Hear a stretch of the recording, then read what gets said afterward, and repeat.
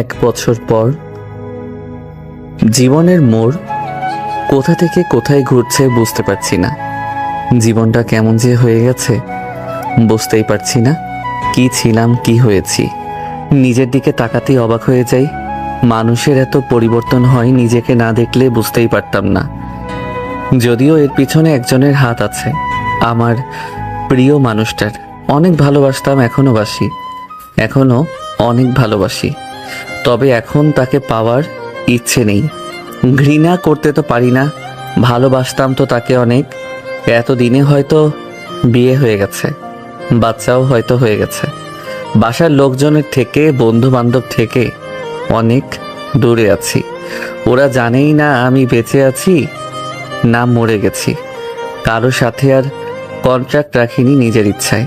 হয়তো আম্মু অনেক কান্না করছে, আব্বু আর বন্ধুরা অনেক খুঁজেছে, আর না পেয়ে হয়তো ভেবেছে মরে গেছি। ইচ্ছা করেই যোগাযোগ করিনি, বিশেষ করে রাগে আর গার্লফ্রেন্ডের কাছ থেকে কষ্ট পাওয়ার জন্য। হোটেলে ম্যানেজারের চেয়ারে বসে আছি।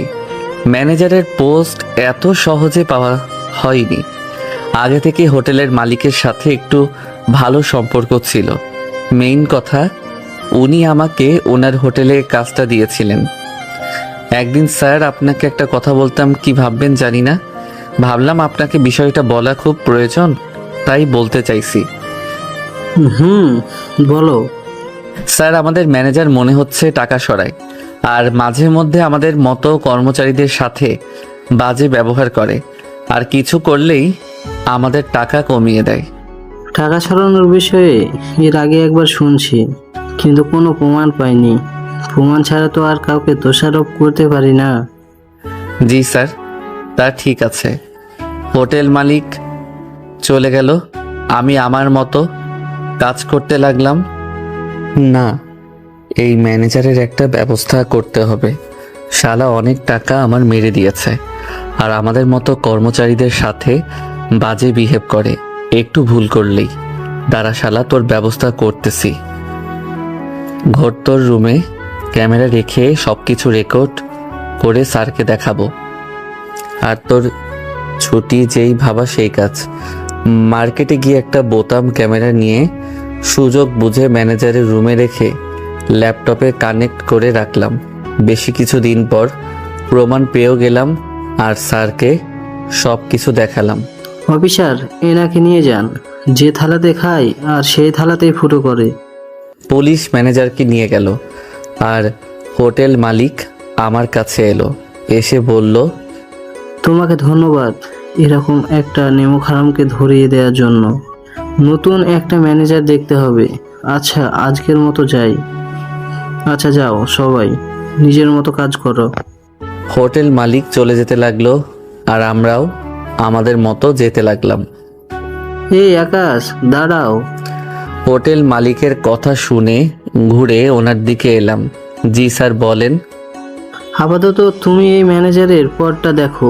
ম্যানেজার আসলে তখন না হয় দেখা যাবে। আমি কি পারবো স্যার?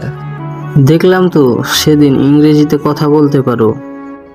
আপনি যেহেতু বলছেন আমি পারবো, তাহলে অবশ্যই পারবো। আর এই একটা বছরের অনেকটাই অভিজ্ঞতা হয়েছে। ওকে। হোটেল মালিক চলে গেল, আমি অনেক খুশি হলাম। তারপর ম্যানেজারের রুমে এসে চেয়ারে শান্তি করে বসলাম। হালার পো হালা সবাইকে অনেক জ্বালিয়েছে। চুপ করে বসে আছি আর ল্যাপটপ টেপাটেপি করছি। তখন শাহিন ভাই এলো, এসে বলল, শাহিন ভাইয়ের সাথে এখানে আসার পর প্রথমে পরিচয় হয়েছিল, আস্তে আস্তে সবার সাথে হয়। 3 বছর ধরে কি করলাম? 1 বছরে তুমি ম্যানেজারের চেয়ারে। একে বলে সুযোগের সদ্ব্যবহার। বুঝলেন ভাইয়া, জীবনে বারবার সুযোগ আসে না, একবারই আসে, ওটাকে আঁকড়ে ধরে থাকতে হয়। যদিও পার্মানেন্ট ম্যানেজার না, কিন্তু এই কাজের ফলে মালিকের কাছে প্রিয়জন হয়ে উঠলাম। দেখো, হয়তো পার্মানেন্ট ম্যানেজার হয়ে যাবা, হলে কিন্তু সবাইকে ট্রিট দিতে হবে। ইনশাল্লাহ। শাহিন ভাইয়া চলে গেল, আমি বের হলাম। ধীরে ধীরে সবাই আমাকে কংগ্রেস জানালো। ভালোই লাগছিল। আর গতকালকে হোটেল মালিক পার্মানেন্ট ম্যানেজারের পদ দিয়ে দিয়েছে, ভালোই লাগছে। ভাবা যায় 50,000 করে পাবো মাস গেলে। এত টাকা খাবে কে? আর হোটেলের পক্ষ থেকে তো গাড়ি ফ্ল্যাট দিয়েছে। চুপচাপ বসে আছি, তখন বাইরে থেকে গন্ডগোলের আওয়াজ এলো। তাড়াতাড়ি বের হয়ে আসলাম। কি হয়েছে শাহিন ভাই, কি হয়েছে? খুব পরিচিত একটা কণ্ঠ শুনতে পেলাম। পিছনে ঘুরে আকাশ থেকে পড়লাম। এটা আমি কি দেখছি? আকাশ এখানে? বেশি কিছু না ভেবে গিয়ে জড়িয়ে ধরলাম। ভাই তুই এখানে কিভাবে কি? আমিও রাকিবকে দেখে অনেক অবাক হলাম, সাথে রেখাও আছে। তাহলে কি ওদের বিয়ে হয়েছে? না হলে তো আর কেউ গার্লফ্রেন্ড নিয়ে সেন্ট মার্টিন আসতো না। নির্ঘাত বিয়ে হয়েছে, আর এখানে হানিমুন আসছে। শালা বিয়ে করে নিল না জানিয়ে। ও জানাবে কিভাবে? কন্ট্যাক্ট করার তো কোনো অপশন রাখিনি। সবাই অবাক হয়ে আমাদের দিকে তাকিয়ে আছে। আমি ছাড়িয়ে সবাইকে উদ্দেশ্য করে বললাম, সবাই নিজ নিজ কাজে যান, আমি বিষয়টি দেখছি। রাকিবের হাত ধরে টানতে টানতে আমার কেবিনে নিয়ে আসলাম, আর পিছনে পিছনে রেখা এলো।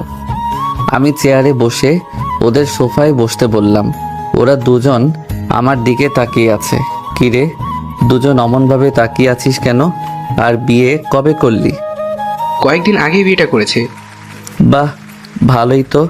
কেমন আছিস বল? আর ভাবি, আপনি কেমন আছেন? আলহামদুলিল্লাহ ভালো। তুমি এভাবে সবার মাঝ থেকে হারিয়ে গেলে কি জন্য? তোমাকে কত খোঁজা হয়েছে জানো?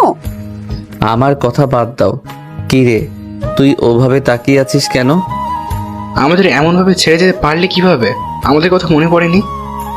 সবার কথাই মনে পড়েছে। তোর, ঈশান, আব্বু আম্মুর কথা, সবার কথাই মনে পড়েছে। আনিশাপুর কথা মনে পড়েনি? মুচকি হেসে বললাম, না, ভুলে গেছি। সব কিছু ভুলে গেছি। আবার নতুন করে জীবন সাজিয়েছি। স্বপ্নগুলোকে আবার নতুন করে দেখেছি। নতুন করে সব কিছু সাজিয়েছি। তুই বললি আর আমি বিশ্বাস করে নিলাম। ভোলা কি এতই সহজ? কেন জানি ওই বিষয়ে কথা বলতে ইচ্ছে করলো না, তাই কথাটা ঘোরানোর জন্য বললাম। ওগুলো বাদ দিয়ে বল, ওখানে কি হয়েছিল? ওভাবে ঝামেলা করছিলি কি জন্য? আর বলিস না, অনলাইনে রুম বুক করেছিলাম, এখন এখানে এসে বলে রুম নেই। মেজাজ কি গরম হয় না বল? মানুষ মাত্রই ভুল হয়, মাফ করে দে ভাই।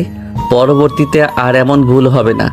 সবাইকে বলে দিব যেন আর এমন না হয়। চল, আমার বাসায় থাকবি তোরা। তোর বাসায় মানে? কাহিনী কি বলতো? আর এইসব ড্রেস আপ? এ অনেক কাহিনী, সময় পেলে বলবো। আচ্ছা যাই হোক, আমি এই হোটেলের ম্যানেজার।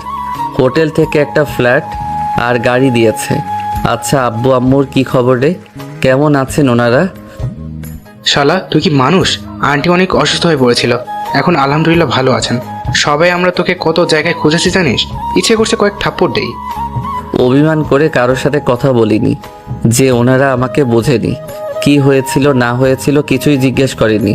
আচ্ছা যাই হোক, বাদ দে ওই সব। আমি ঈশান তোর কি করেছিলাম যে আমাদের সাথে কন্ট্যাক্ট করিসনি?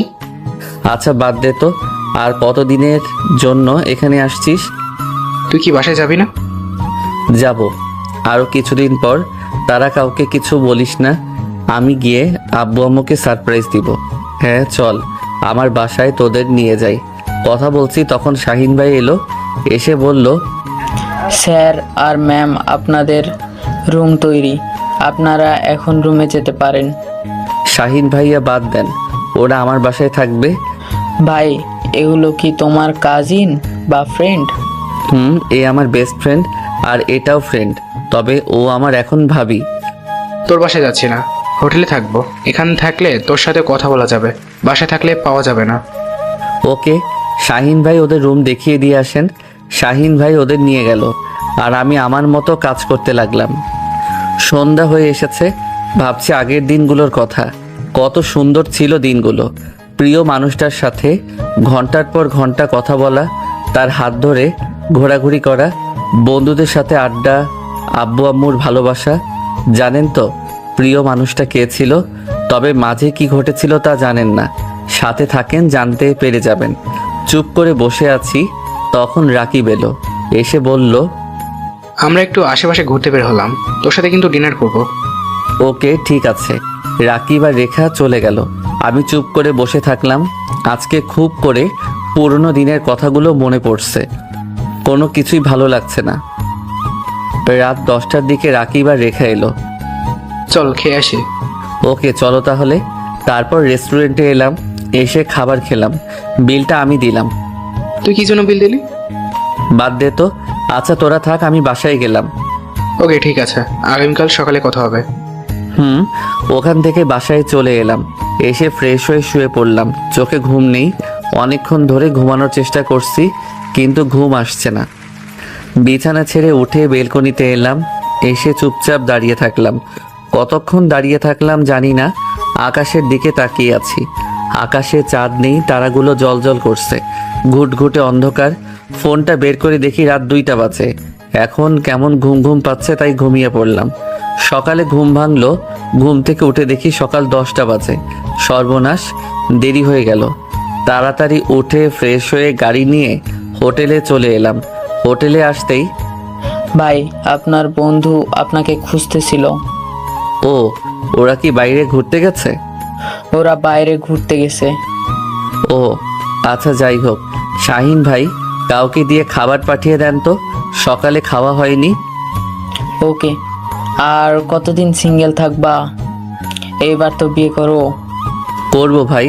শাহিন ভাই চলে গেলেন, আমি বসে থাকলাম। একটু পরে খাবার এলো, তাই খেয়ে নিলাম। এমনভাবে 6 দিন চলে গেল। আজকে রাকিব আর রেখা চলে যাবে। এখন আমার সামনে দাঁড়িয়ে আছে। দেখা যাচ্ছে যেন কেউ না জানে আমি এখানে আছি। ওকে ঠিক আছে, আচ্ছা থাক দোস্ত, আমরা গেলাম। ওকে যা। দুজনে চলে গেল। আমি কেবিনে এসে বসে পড়লাম। ভালো লাগছে না, কিছুই ভালো লাগছে না। মন চাইছে ছুটে চলে যাই ওই চিরচেনা শহরে। দেখতে দেখতে বেশ কিছুদিন চলে গেল। রাকিবের সাথে কথা হয়েছে। হোটেল মালিকের কাছে ছুটির জন্য বললাম, স্যার আমাকে কি 15-20 দিনের জন্য ছুটি দেওয়া যাবে? বাসায় যাব। 1 বছর কোনো ছুটি নেইনি। যদি দিতেন তাহলে খুব ভালো হতো। এমনভাবে বলছো কেন? আচ্ছা ঠিক আছে, 1 মাস মতো তোমার ছুটি। যাও, বাসায় গিয়ে ছুটি কাটিয়ে আসো। এই সুযোগে বিয়ে করে নিও। বিয়ে তো করোনি মনে হচ্ছে। জি স্যার। আর কিছুদিনের জন্য দায়িত্বটা কাকে দিবেন? কাউকে তো লাগবে সামলানোর জন্য। ওটা নিয়ে তোমাকে ভাবতে হবে না, আমি দেখছি কাকে দেওয়া যায়। আর কবে যাচ্ছ? আজকে রাতেই রওনা দিব। ওকে ধন্যবাদ স্যার। হোটেল মালিক ফোন কেটে দিল। আমি চুপ করে বসে থাকলাম। আজকে রাতে তাড়াতাড়ি বাসায় চলে আসলাম। এসে ব্যাগ গুছিয়ে রেডি হয়ে বাসা থেকে বেরিয়ে বাসা লক করে বাস স্ট্যান্ডে চলে এলাম। আগে অনলাইনে টিকিট কেটে রেখেছি 11টায় বাস। একটু দাঁড়াতেই বাস এলো, তাই উঠে পড়লাম। বাসে বসে আছি আর ভাবছি আব্বু আম্মু কি বলবে, তাদের অবস্থা কেমন হয়ে আছে। 1 বছর আগে আমাদের সম্পর্ক বেশ ভালোই চলছিল। দেখতে দেখতে অনেকটা মাস চলে গেছিল। আর 10টা রিলেশন যেমন চলতো তেমনই চলছিল। কিন্তু কয়েক মাস যেতেই আনিসা কেমন আমাকে ইগনোর করে চলতে লাগলো আর ব্যস্ততা দেখাতে লাগলো। একদিন রাতে তুমি এমন করছো কেন? এমনভাবে ইগনোর করছো কেন? কেমন ব্যস্ততা দেখাচ্ছে? তুমি তো জানো কিছুদিন পর আমার ফাইনাল পরীক্ষা, একটু তো ব্যস্ততা থাকবে তাই না? আমার কিন্তু একটু ভালো লাগে না। বুঝতে পারছো না আমি কথা না বলে থাকতে পারি না। কেমন পাগল পাগল লাগে নিজেকে। প্লিজ একটু বোঝার চেষ্টা করো না, সামনে পরীক্ষা। আচ্ছা ঠিক আছে। আর আগামীকাল কলেজে আসবা?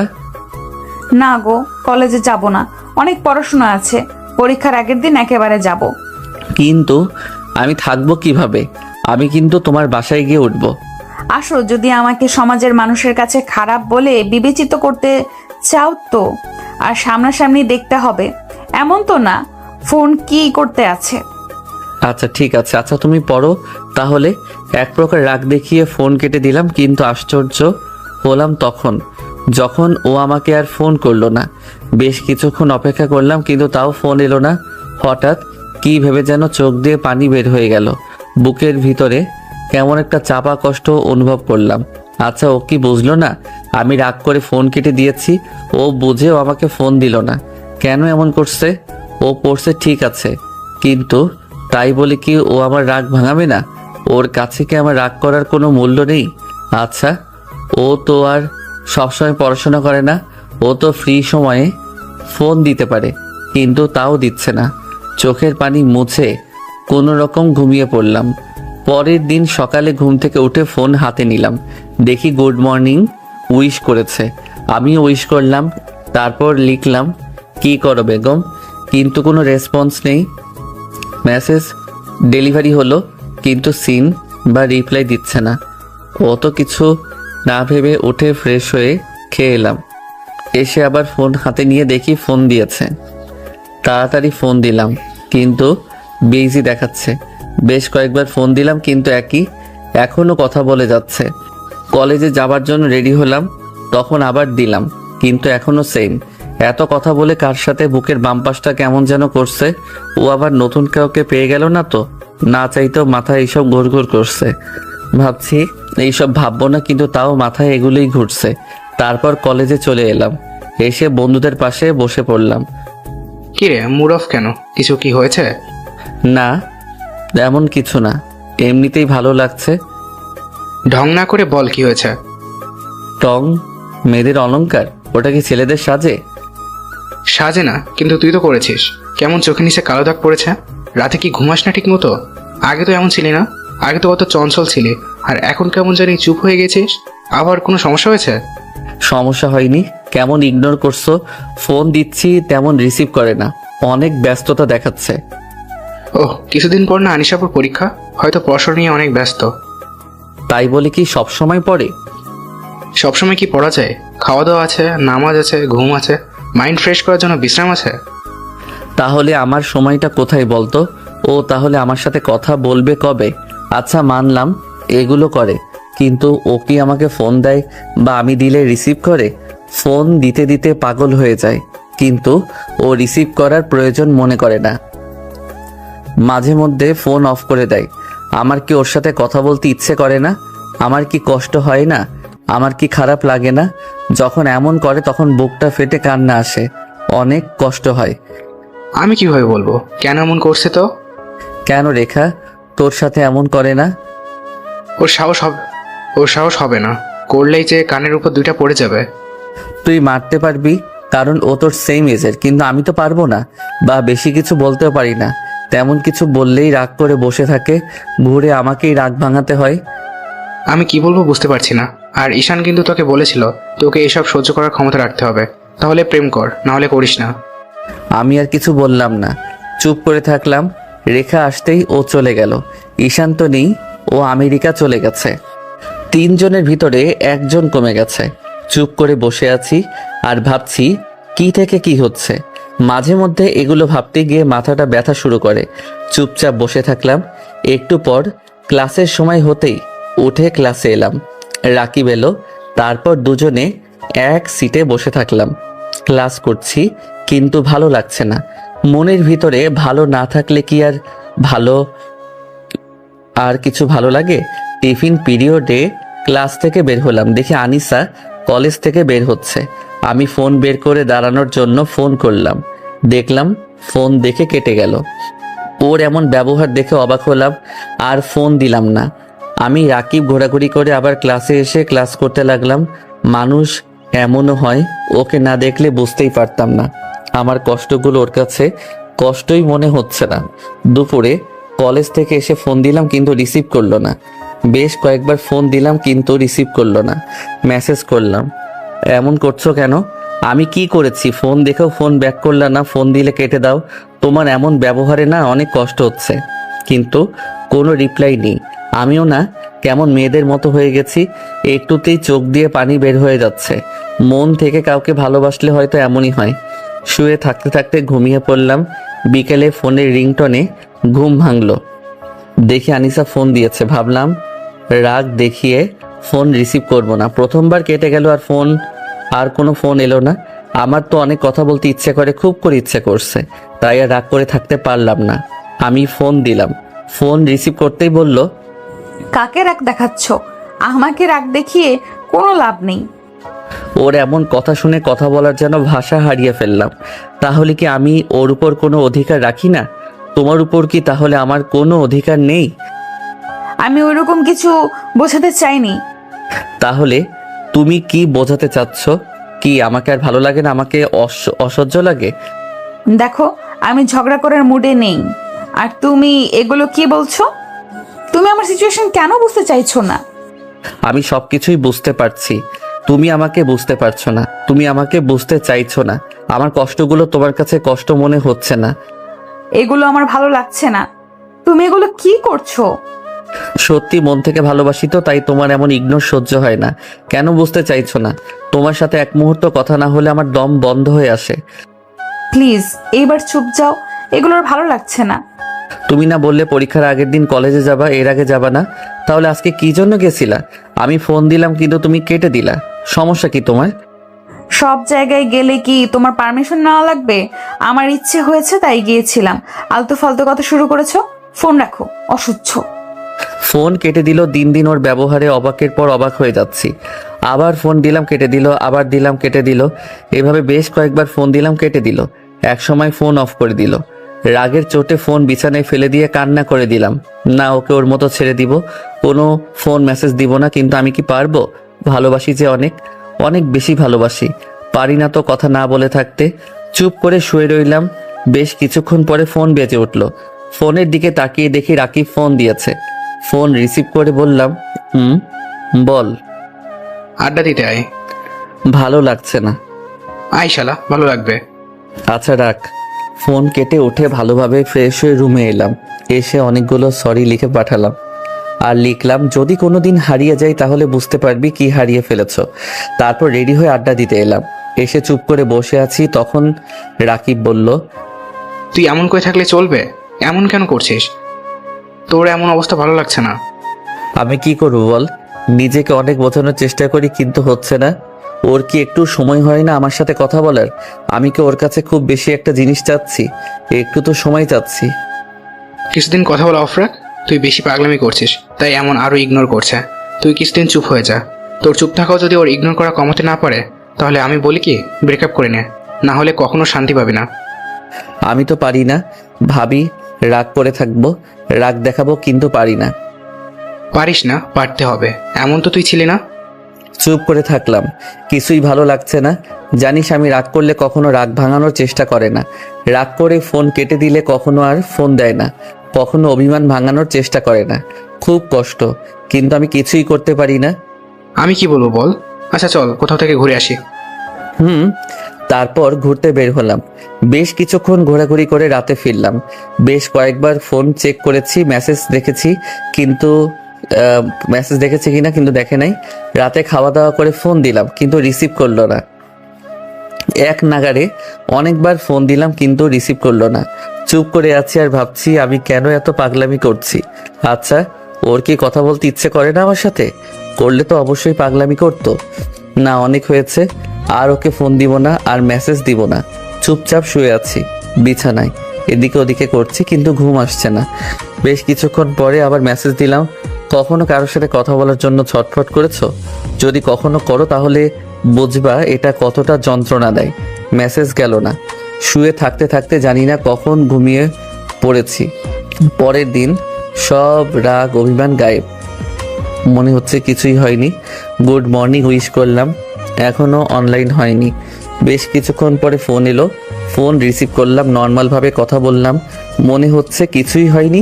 বুকের ভিতর আলাদা একটা প্রশান্তি অনুভব করলাম। এখন বেশ ভালো লাগছে। জানি না তোমার ভিতরে কি আছে। কথা না বললে মনে হয় দম বন্ধ হয়ে আসে, আর কথা বললে মনে হয় একটা মরা গাছে নতুন করে সজীবতা ফিরে পেল। এমন করো কেন? একটু সময় করে কথা বলতে পারো না? তুমি একটু বোঝার চেষ্টা করো, সামনে পরীক্ষার পড়া পড়তে হয়। সব সময় মাইন্ড ঠিক থাকে না। অনেক তুমি কেন বুঝতে চাইছো না? তোমার সাথে কথা না হলে দম বন্ধ হয়ে আসে, নিজেকে পাগল পাগল লাগে। প্লিজ এই একটা মাস মানিয়ে নাও। এমনভাবে দেখতে দেখতে ওর পরীক্ষা শেষ হলো। এই কয়েকদিনে এমন কোনো দিন নেই যে মাথা ব্যথা করেনি, এমন একটা দিন নেই যে চোখের পানি পড়েনি।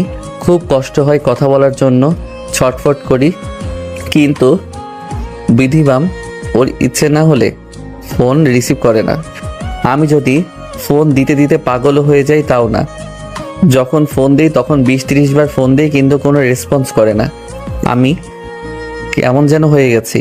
কিছুই ভালো লাগে না, মনের ভিতরে শান্তি নেই। চুপ করে বসে আছি, ফোনটা বেজে উঠলো। ফোনের দিকে তাকিয়ে দেখি আনিসা ফোন দিয়েছে। তাড়াতাড়ি ফোন রিসিভ করলাম। পারি না রাগ করে থাকতে। কখনো রাগ অভিমান ভাঙায় না, চেষ্টাও করে না। নিজের রাগ, নিজের অভিমান নিজেকে ভাঙাতে হয়। হ্যালো। কি করেন জনাব? বসে আছি আর তোমার ইচ্ছার অপেক্ষা করছি। কখন তোমার ইচ্ছে হবে আমাকে ফোন দেওয়ার? মানুষ যখন বুঝে যায় তাকে ছাড়া সে আর কিছুই বুঝে না, তাকে পাগলের মতো ভালোবেসে, তখন শুরু হয় অবহেলা। তোমার আবার শুরু হলো এগুলো? ফালতু কাজ বাদ দাও। আমি মানুষটাই তো ফালতু। ফালতু না হলে কি এমনভাবে ফালতু কথা বলতে পারি? এখন আমার সব কিছু ফালতু মনে হয়। কি শুরু করলে এগুলো? আরে এখন তো পরীক্ষা শেষ নাকি? এখন আবার আগের মতোই কথা হবে। দেখা যাক। আর এমন করলে এমনভাবে নিজের ভিতরে পরিবর্তন আনবো এবং এমনভাবে তোমার থেকে হারিয়ে যাব, তখন খুঁজেও পাবে না। পাগলের মতো খুঁজবে সেদিন, যেদিন বুঝবে আমি কি ছিলাম। হারতে দিলে তো হারবে। আর এমন করলে সত্যি হারিয়ে যাব। শোনো, যে থাকা সে শত কষ্টেও থেকে যাবে। কখনো কাউকে ধরে রাখা যায় না, আর আমি তোমাকে ধরে রাখিনি। ইচ্ছে করলে যেতে পারো। তুমি মনে হয় এটা ভুলে যাচ্ছ। যদি কেউ রাখতে না চায় তাহলে তার কাছে কখনোই থাকা সম্ভব না। আর তুমি ইচ্ছে মতো অবহেলা করবা আর বলবা যে থাকার সে শত কষ্টেও থাকবে, সেটা তো সম্ভব নয়। আর তুমি আমাকে ধরে রাখবা কেন? খুব বাজেভাবে তো তুমি তোমার মায়ায় ফেলে দিয়েছো। শুনো, কখনো যদি হারিয়ে যাই বা ফেলো, তাহলে আমাকে পাওয়ার আশা ছেড়ে দিয়ে নতুন করে তোমার মতো কাউকে নিয়ে স্বপ্ন দেখো। সরি, আর এমন হবে না। ওকে। তারপর শুরু হলো আবার আগের মতো কথা বলা। এমনভাবে বেশ কয়েকটি মাস কেটে গেল। সমস্যা হলো তখন যখন ও জবে জয়েন করলো। আবার শুরু হলো অবহেলা। আমি এখন ক্লান্ত হয়ে গেছি, বড্ড ক্লান্ত। আর নিতে পারি না। অনেক কষ্ট হয়, বুকের ভিতরটা ফেটে যায়। কত সহ্য করবো এগুলো? একটা মানুষ কত সহ্য করতে পারে? মানুষ সব কষ্ট সহ্য করতে পারে, কিন্তু তার ভালোবাসার মানুষটি দেওয়া কষ্ট সহ্য করতে পারে না। আবার শুরু হয়েছে না তোমার অবহেলা? তুমি কখনো বদলাবে না। তুমি আমাকে মুক্তি দিয়ে দাও। আর এগুলো নিতে পারছি না। আমি বড্ড ক্লান্ত। আমার সহ্য করার ক্ষমতা দিন দিন হারিয়ে ফেলেছি। কি সব বলছো? মাথা ঠিক আছে তোমার? না, পাগল হয়ে গেছি। নিজের জীবনটাকে আমি আমার হাতে শেষ করেছি। তুমি পদে পদে বুঝিয়ে দিয়েছো কাউকে কখনো পাগলের মতো ভালোবাসতে নেই, কারোর উপর বেশি আশা রাখতে নেই, মন থেকে কাউকে ভালোবাসতে নেই। তুমি রেগে আছো, মাথা ঠান্ডা করো। কি সব ভুলভাল বলছো? তোমার একটু অবহেলা সহ্য হয় না? কেন এমন করছো? তোমাকে জব করতে হবে না? তুমি না মাস্টার্স করবা? করবো তো। আর জব কেন ছাড়বো? তোমার হয়েছে কি বলো তো? আমাকে কখনো বোঝার চেষ্টা করেছো বা বুঝেছো? আচ্ছা যাই হোক, এগুলো তোমাকে যতই বলি কোনো লাভ হবে না। তোমাকে বলাই হবে। আর একটু কথা বলে ফোন রেখে দিলাম। আমি এমন একজনকে ভালোবাসি যার কাছে তার উপন্যাসের বইগুলোর মতো দাম নেই। আমি এমন একজনকে ভালোবাসি যার কাছে আমার কোনো ভ্যালু নেই। আমি তার সামনে পাগলামি করে দেখছি, শূন্য হাতে একরাশ হতাশা নিয়ে ফিরেছি। আমি তার সামনে অভিমান করে দেখেছি, কিন্তু শূন্য হয়ে ফিরে আসছি। রাগ করে দেখেছি, কিন্তু শূন্য হয়ে ফিরে আসছি। আমি ওকে এমন ভালোবাসা দিয়েছি যে ভালোবাসা পাওয়ার জন্য অনেকেই সুইসাইড করে, প্রতি রাতে কান্না করে। অথচ আমি পাগলের মতো ভালোবেসে আমি প্রতিনিয়ত কান্না করি, একটু কথা বলার জন্য ছটফট করি, কিন্তু তার সময় হয়ে ওঠে না কথা বলার বা ফোন করার বা মেসেজ করার। ও আমাকে বুঝে শুনে কষ্ট দেয়, কিছু বলতে পারি না, কি বলবো। ও তো এগুলো করে আনন্দ পায়। বারবার কল করার পরেও ফোন রিসিভ করে না, অনেক মেসেজ দেওয়ার পরেও মেসেজ সিন করে না, করলেও তেমন ব্যাক করে না। আমি জানি এবং এখন খুব ভালোভাবে বুঝতে পারি ও আমাকে ভালোবাসে, ভালোবাসে কিন্তু ভালোই বাসে না। যদি ভালোই বাসতো তাহলে তো আমার কষ্ট খারাপ লাগা দেখে তারও কষ্ট হতো, খারাপ লাগতো। আমি অনেকভাবে খোঁজ নিয়ে দেখছি তার মনের ভিতর কোথাও আছে কিনা, কিন্তু না, ওর মনের ভিতরে কোথাও নেই, আমার কোনো অস্তিত্ব নেই। আমি ভাবি আমি ওর অপশন না প্রায়োরিটি। সব কিছু বোঝার পরেও পাগলের মতো ভালোবাসি। ওই যে খুব বাজেভাবে ওর মায়ায় আটকে পড়েছি। আমি যেগুলো পছন্দ করি না, যেগুলোতে আমার অনেক কষ্ট হয়, বারবার সেই কাজগুলো করে। কি বলবো, ভালোবাসি যে পাগলের মতো ভালোবাসি, ছাড়তে পারি না। বারবার বেহায়ার মতো কল করি, মেসেজ করে কথা বলার জন্য ছটফট করি, কিন্তু আফসোস কষ্ট আর চোখের পানি ছাড়া কিছুই পাই না। ও জানে, খুব ভালো করেই জানে আমি ওগুলোতে কষ্ট পাই, কিন্তু বারবার ওগুলো করেই কষ্ট দেয়। আমি ওকে বলতে বলতে ক্লান্ত হয়ে গেছি, কিন্তু সে নিজেকে চেঞ্জ করেনি। হারিয়ে যাব, খুব তাড়াতাড়ি হারিয়ে যাব। ওর জীবন থেকে এমনভাবে হারিয়ে যাব যে ও আর কোনোদিন আমার অস্তিত্ব খুঁজে পাবে না। যদি আর একবার হারিয়ে যাই তাহলে যতই কষ্ট হোক কিন্তু আর ফিরবো না। সুইসাইড বেছে নিব, কিন্তু তাকে আর বাঁচবো না। বিছানায় চুপ করে শুয়ে আছি আর ফোনের দিকে তাকিয়ে আছি। কখন তার ফোন আসবে, কখন মেসেজ আসবে, কিন্তু না, কিছুই আসছে না। যারা অপেক্ষা করে তারাই বোঝে অপেক্ষার প্রহর কতটা কষ্ট দেয়। আমি ক্লান্ত, বড্ড ক্লান্ত, আর এগুলো নিতে পারি না। অনেক কষ্ট হয়, বুক ফেটে কান্না আসে। আবার ফোন দিতে শুরু করলাম, কিন্তু না, ফোন রিসিভ করছে না। মেসেজ দিলাম, তুমি কি ফোন রিসিভ করবা না করবা না? করবো একটু পরে। কেন? এখন ফোন রিসিভ করলে কি হবে? আরে একটু ব্যস্ত আছি, বলছি তো একটু পরে কথা বলবো। সত্যি, মানুষ যখন বোঝে যায় তার জন্য কেউ পাগল, তাকে ছাড়া কিছুই বোঝে না, তখন শুরু হয় অবহেলা। কি সব আজে বাজে কথা বলছো? এগুলো আমার একদম পছন্দ নয়। তাহলে এমন করো কেন? আমি তো তোমার কাছে বেশি কিছু চাইনি, আমি শুধু তোমার সাথে কথা বলতে আর একটু সময় চেয়েছি। এমন করো কেন?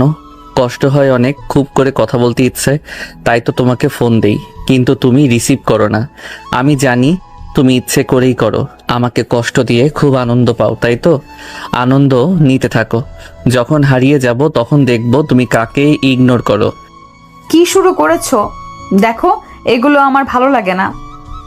আমি এটা বুঝে গেছি, তোমার মনের ভিতরে আমার কোনো জায়গা নাই।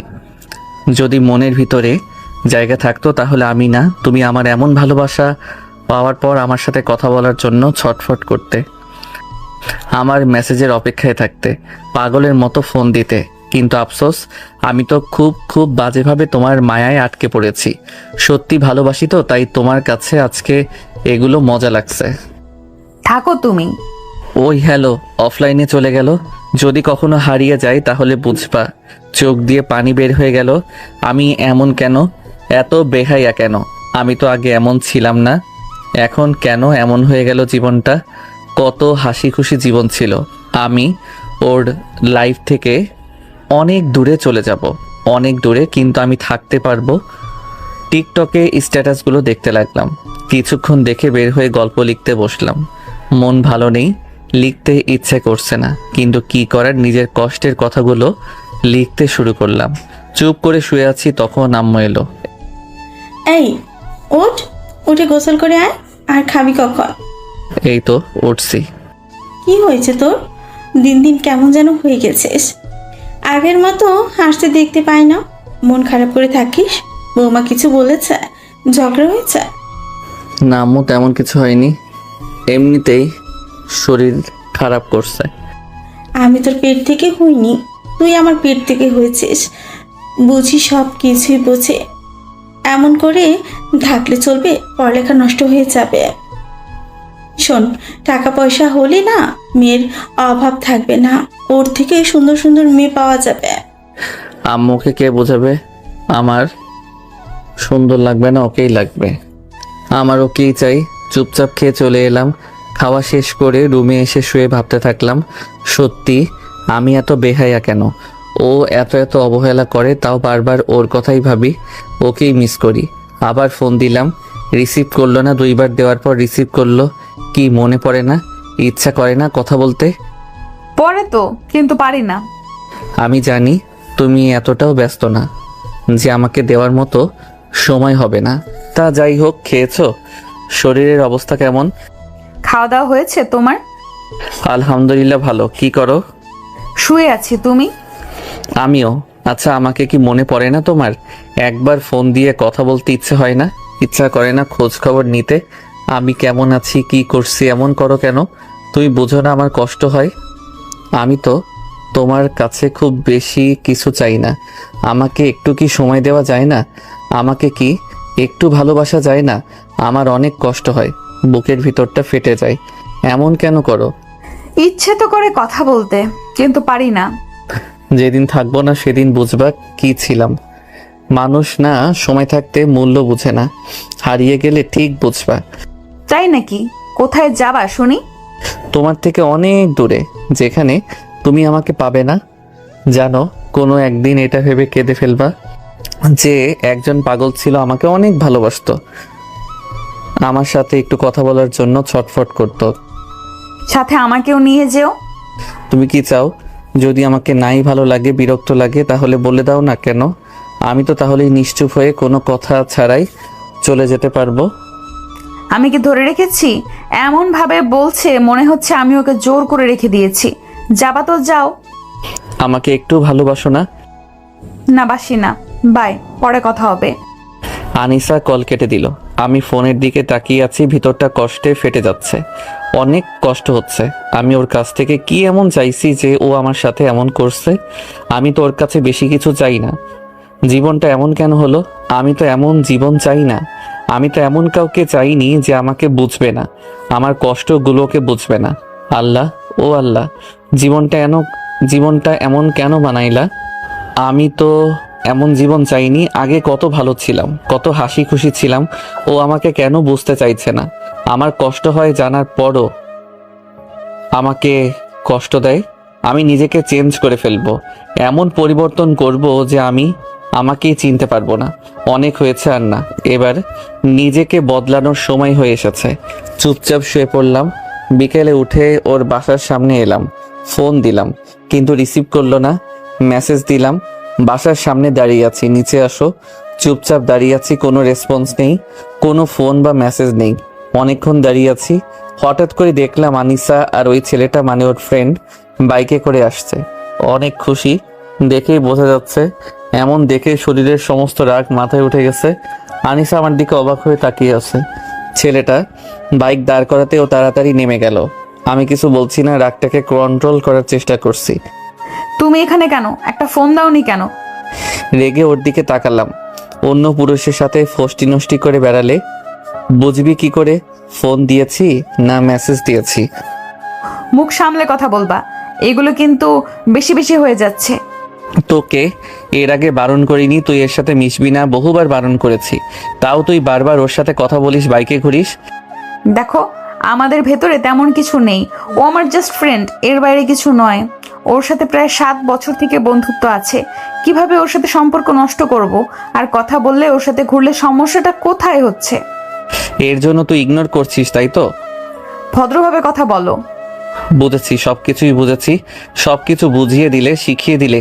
ছেলেটা বাইক থেকে নেমে এসে কিছু বলতে যাবে, তখন রাগের চোটে ওর নাক বরাবর দিলাম ঘুষি। তারপর এলোপাতাড়ি ভাবে মারতে শুরু করলাম। আনিসা এসে আমাকে সরিয়ে দিয়ে 2টা থাপ্পড় দিল। ওর দিকে তাকিয়ে আছি। এই তুই কে রে যে তোর সব কথা শুনতে হবে? তুই বলিস না যেন তোকে বলে দি তোকে ভালোবাসি না, তাহলে নাকি তুই চুপচাপ চলে যাবি? যা, কোথায় যাবি? আমি তোকে ভালোবাসি না, আমি তোর জ্বালায় অতিষ্ঠ হয়ে গেছি। ওর কথা শুনে কষ্টে ভিতরটা ফেটে যাচ্ছে, চোখ দিয়ে পানি বেরিয়ে গেল। ও উঠতে যাবে, এমন সময় আবারও রাগের চোটে মারতে লাগলাম। সব নষ্টের গোড়া এই বাইনচোদ। কপাল খারাপ থাকলে যা হয়, ওখান দিয়ে কিছু পুলিশ যাচ্ছিল, ওরা এসে আমাকে ধরে নেয়। এখানে কি হয়েছে? এই, তুই ওকে এমন ভাবে মারছিস কেন? স্যার, ও একটা মাস্তান আমার ফ্রেন্ডের সাথে ইপটিজিং করছিল। আমি বাধা দেওয়ায় আমাকে এমন ভাবে মারছিল আর আমাকে মেরে ফেলারও হুমকি দিয়েছিল। আমি চুপ করে আনিসার দিকে তাকিয়ে আছি, চোখ থেকে অঝোর ধারায় বৃষ্টির মতো পানি পড়ছে। চল থানায়, তোর ব্যবস্থা করছি। ইপটিজিং করো না। এর উপযুক্ত জবাব তুমি একদিন অবশ্যই পাবে। রিভেঞ্জ অব দ্য নেচার বলে কিছু আছে। আমার চোখের প্রতিটি পানির মূল্য তোমাকে দিতে হবে। মনে রেখো, এমন একটা সময় আসবে যখন কান্না করতে করতে বেহুশ হয়ে পড়বে, কিন্তু আমার খোঁজ পাবে না। তোমার থেকে চির বিদায় নিয়ে গেলাম, ভালো থেকো, যেন আর কখনো না দেখা হয়। আর সবকিছু ওই উপরওয়ালার কাছে বিচার দিয়ে গেলাম। চুপচাপ যাবি না হ্যান্ডকাপ করিয়ে নিয়ে যাব? আর একে হাসপাতালে নিয়ে যাও। কিছু না বলে পুলিশগুলোর সাথে হাঁটতে লাগলাম, কারণ বেশ কিছু দূরেই থানা। থানাতে আসতেই যা বুঝলাম লাভ কেস। আচ্ছা, তোর বাবার নম্বর দে। তোকে কি বলেছি শুনতে পাসনি? দে নাম্বার। আর যদি না দিস তাহলে এমন মারবো যে উঠে দাঁড়াতে পারবি না। ভয় ভয়ে নাম্বার দিলাম। নাম্বার নেওয়ার পর বলল, গিয়ে ওখানে বস। কিছু না বলে এসে বেঞ্চে বসে পড়লাম। বেশ কিছুক্ষণ পরে দেখলাম আব্বু এলো। আসতেই, আপনি কি এর বাবা? জি স্যার, আমার ছেলে কি করছে? রাস্তাঘাটে মারপিট করে বেড়াচ্ছে। ছেলেকে ভালো করে বুঝিয়ে দেন যেন আর এগুলো না করে। করলে এবার সোজা লকআপে ভরে দিব। যান আপনার ছেলেকে নিয়ে। জি স্যার, আর এমন হবে না। মারবে না তো কি করবে? ও রাস্তাঘাটে মাস্তানি করে বেড়াচ্ছে। পুলিশ থানায় নিয়ে গেছিল, ওখান থেকে ওকে নিয়ে এসেছি। ওর জন্য মান সম্মান সব নষ্ট হয়ে যাবে দেখছি। শুয়ে বসে শুধু গিলছে আর ঘুরে বেড়াচ্ছে। পড়ালেখার কোনো খোঁজ খবর নেই।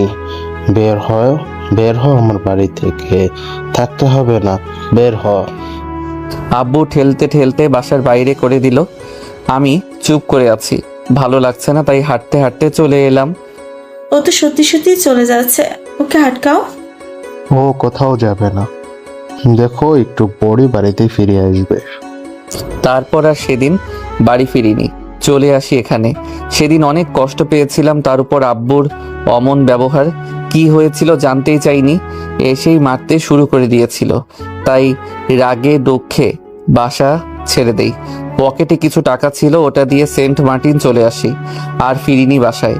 টাকা ছিল না, তাই ফোনটাও বিক্রি করে দেই। সিম কার্ড রাগে ভেঙে ফেলেছিলাম। ওর দেওয়া কষ্টগুলো মনের ভিতরে গেঁথে আছে। প্রথমে কয়েক মাস অনেক কেঁদেছিলাম, এখনো কাঁদি, তবে মাঝে মধ্যে।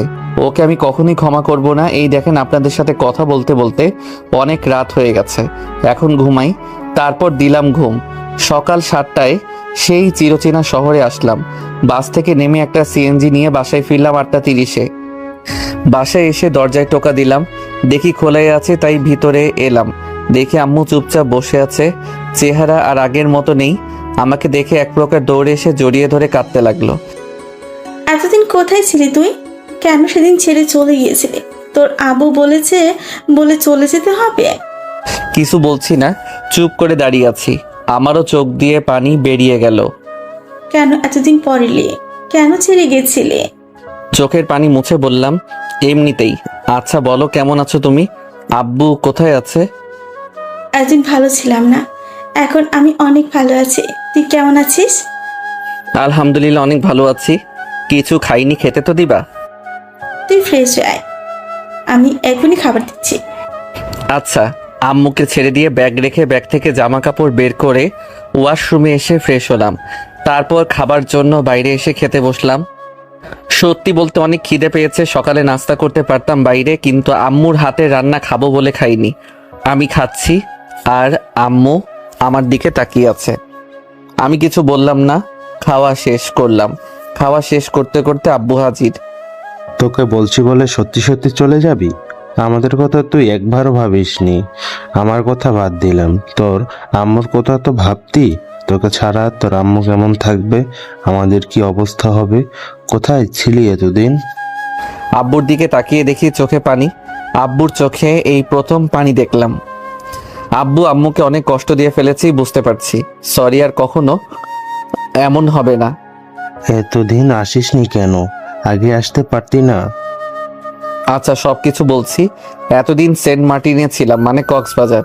আর তোমাদের একটা সুখবর দেই, আমি না একটা জব করি। ওখানের একটা হোটেলের ম্যানেজার। এই মাসে 50,000 মতো। আর 1 মাসের ছুটিতে এসেছি, 1 মাস পর আবার যেতে হবে। তাহলে তো ভালো। না, তোকে আর কোথাও যেতে দিব না, বাসাতেই থাকবে। তোকে ওই জব করতে হবে না।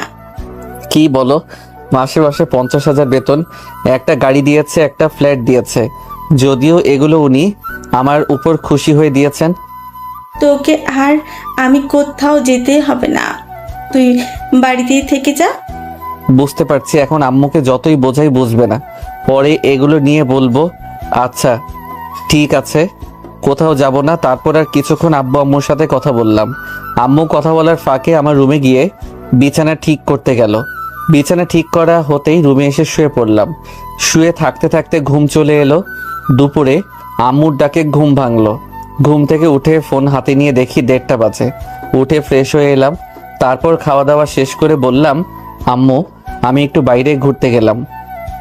ওকে যা, আবার কোথাও চলে যাস না যেন। কোথাও যাচ্ছি না আর, একটু হেসে বাইরে এলাম। রাকিবকে ফোন দিলাম, ফোন রিসিভ করতেই বললাম, কোথায় আছিস তুই? এই তো অফিসে। কেন? আড্ডা দিতাম তাই। সকালে বাসায় আসছি। শালা তুই যে বাসায় আসবি তো কিছু বলিস নি যে?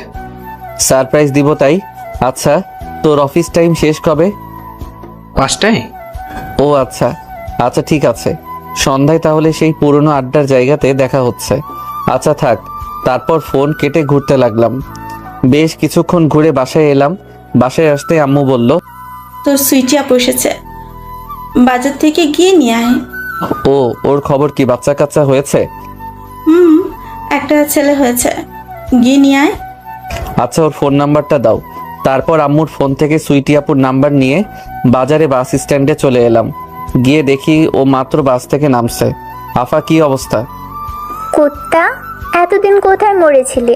আর বল, কেমন আছিস? এই তো ভালোই। তুমি আর তোমার বর কোথায়? আসেনি রে। তুই গিয়ে মিষ্টি নেয় তো। তো এগুলো দরকার নেই, চলো। তোকে যেটা বলেছি সেটা কর। এই নে টাকা। আচ্ছা ঠিক আছে ঠিক আছে, ওর টাকা বাঁচাতে চাচ্ছি তো, ওরই রাগ দেখো না। ওদের দাঁড় করিয়ে রেস্টুরেন্টের ভিতরে এলাম। হাই। হ্যালো। জি, কিছু মনে না করলে একটা প্রশ্ন জিজ্ঞেস জি বলুন। করি। যে ছেলেটা আপনার সাথে কথা বলেছিল ওইটা কি আপনার বর? না, ওটা আমার খালাতো ভাই। আপনাকে এর আগে কোথাও দেখেছি মনে হচ্ছে, কিন্তু মনে করতে পারছি না। এখানে আসলে হয়তো দেখে থাকবেন। রেস্টুরেন্ট থেকে বেরিয়ে এসে দেখি সুইটি আপু কারোর সাথে কথা বলছে। ও আবার কার সাথে কথা বলছে রে? কাছে যেতেই বেশ খানিকটা অবাক হলাম। এখানে কি করছে? তা যাই হোক, যা করার করুক, তাতে আমার এখন কিছু আসে যায় না। অনেক তো পাগলামি করেছিলাম, কিন্তু শূন্য। আপু চলো এবার যাওয়া যাক। কেমন আছো? জি আলহামদুলিল্লাহ ভালো। আর আপু এটা কে? আপু কে আপনি? আমার কথা শুনে আনিসা আমার দিকে তাকিয়ে আছে। আপু চলো তো, তুমি পারো বটে, চেনা নেই জানা নেই, গল্প শুরু করে দাও। এই আপুটাকে কোথাও দেখেছি বলে মনে হচ্ছে। কোথায় আর দেখবা, এখানে আসলেই দেখে থাকবা। এখন চলো তো। এই অটো অটো, এই অটো। অটোওয়ালা আসতে উঠে পড়লাম। তারপর আপু উঠলো। অটোওয়ালা অটো চালাতে লাগলো। হাতে ব্যাগ দেখলাম, কোথাও মনে হচ্ছে যাচ্ছিল, না হয় আসছিল। তা যাই হোক, তারপর বাসায় চলে আসলাম। এসে বিছানায় শুয়ে রইলাম। কতদিন পর দেখলাম, ইচ্ছা করছিল একটু কথা বলি, একবার জড়িয়ে ধরি। যখনই আগের কথা মনে হলো তখন এক প্রকার ঘৃণা জন্ম নিল। কিছুক্ষণ শুয়ে থেকে বাইরে বের হয়ে আসলাম। রাস্তায় আসতে দেখি আনিসা ওকে আমার পিছনে পিছনে আসছে। বাসায় গেলে কি একটা কেলেঙ্কারি হয়ে যেত। আমাকে দেখে আমার কাছে এলো, কিছু না বলে পাশ কাটিয়ে যখন আসতে যাব তখন হাত ধরে নিল। আজব তো, কে আপনি? আমার হাত ধরলেন কেন? সরি।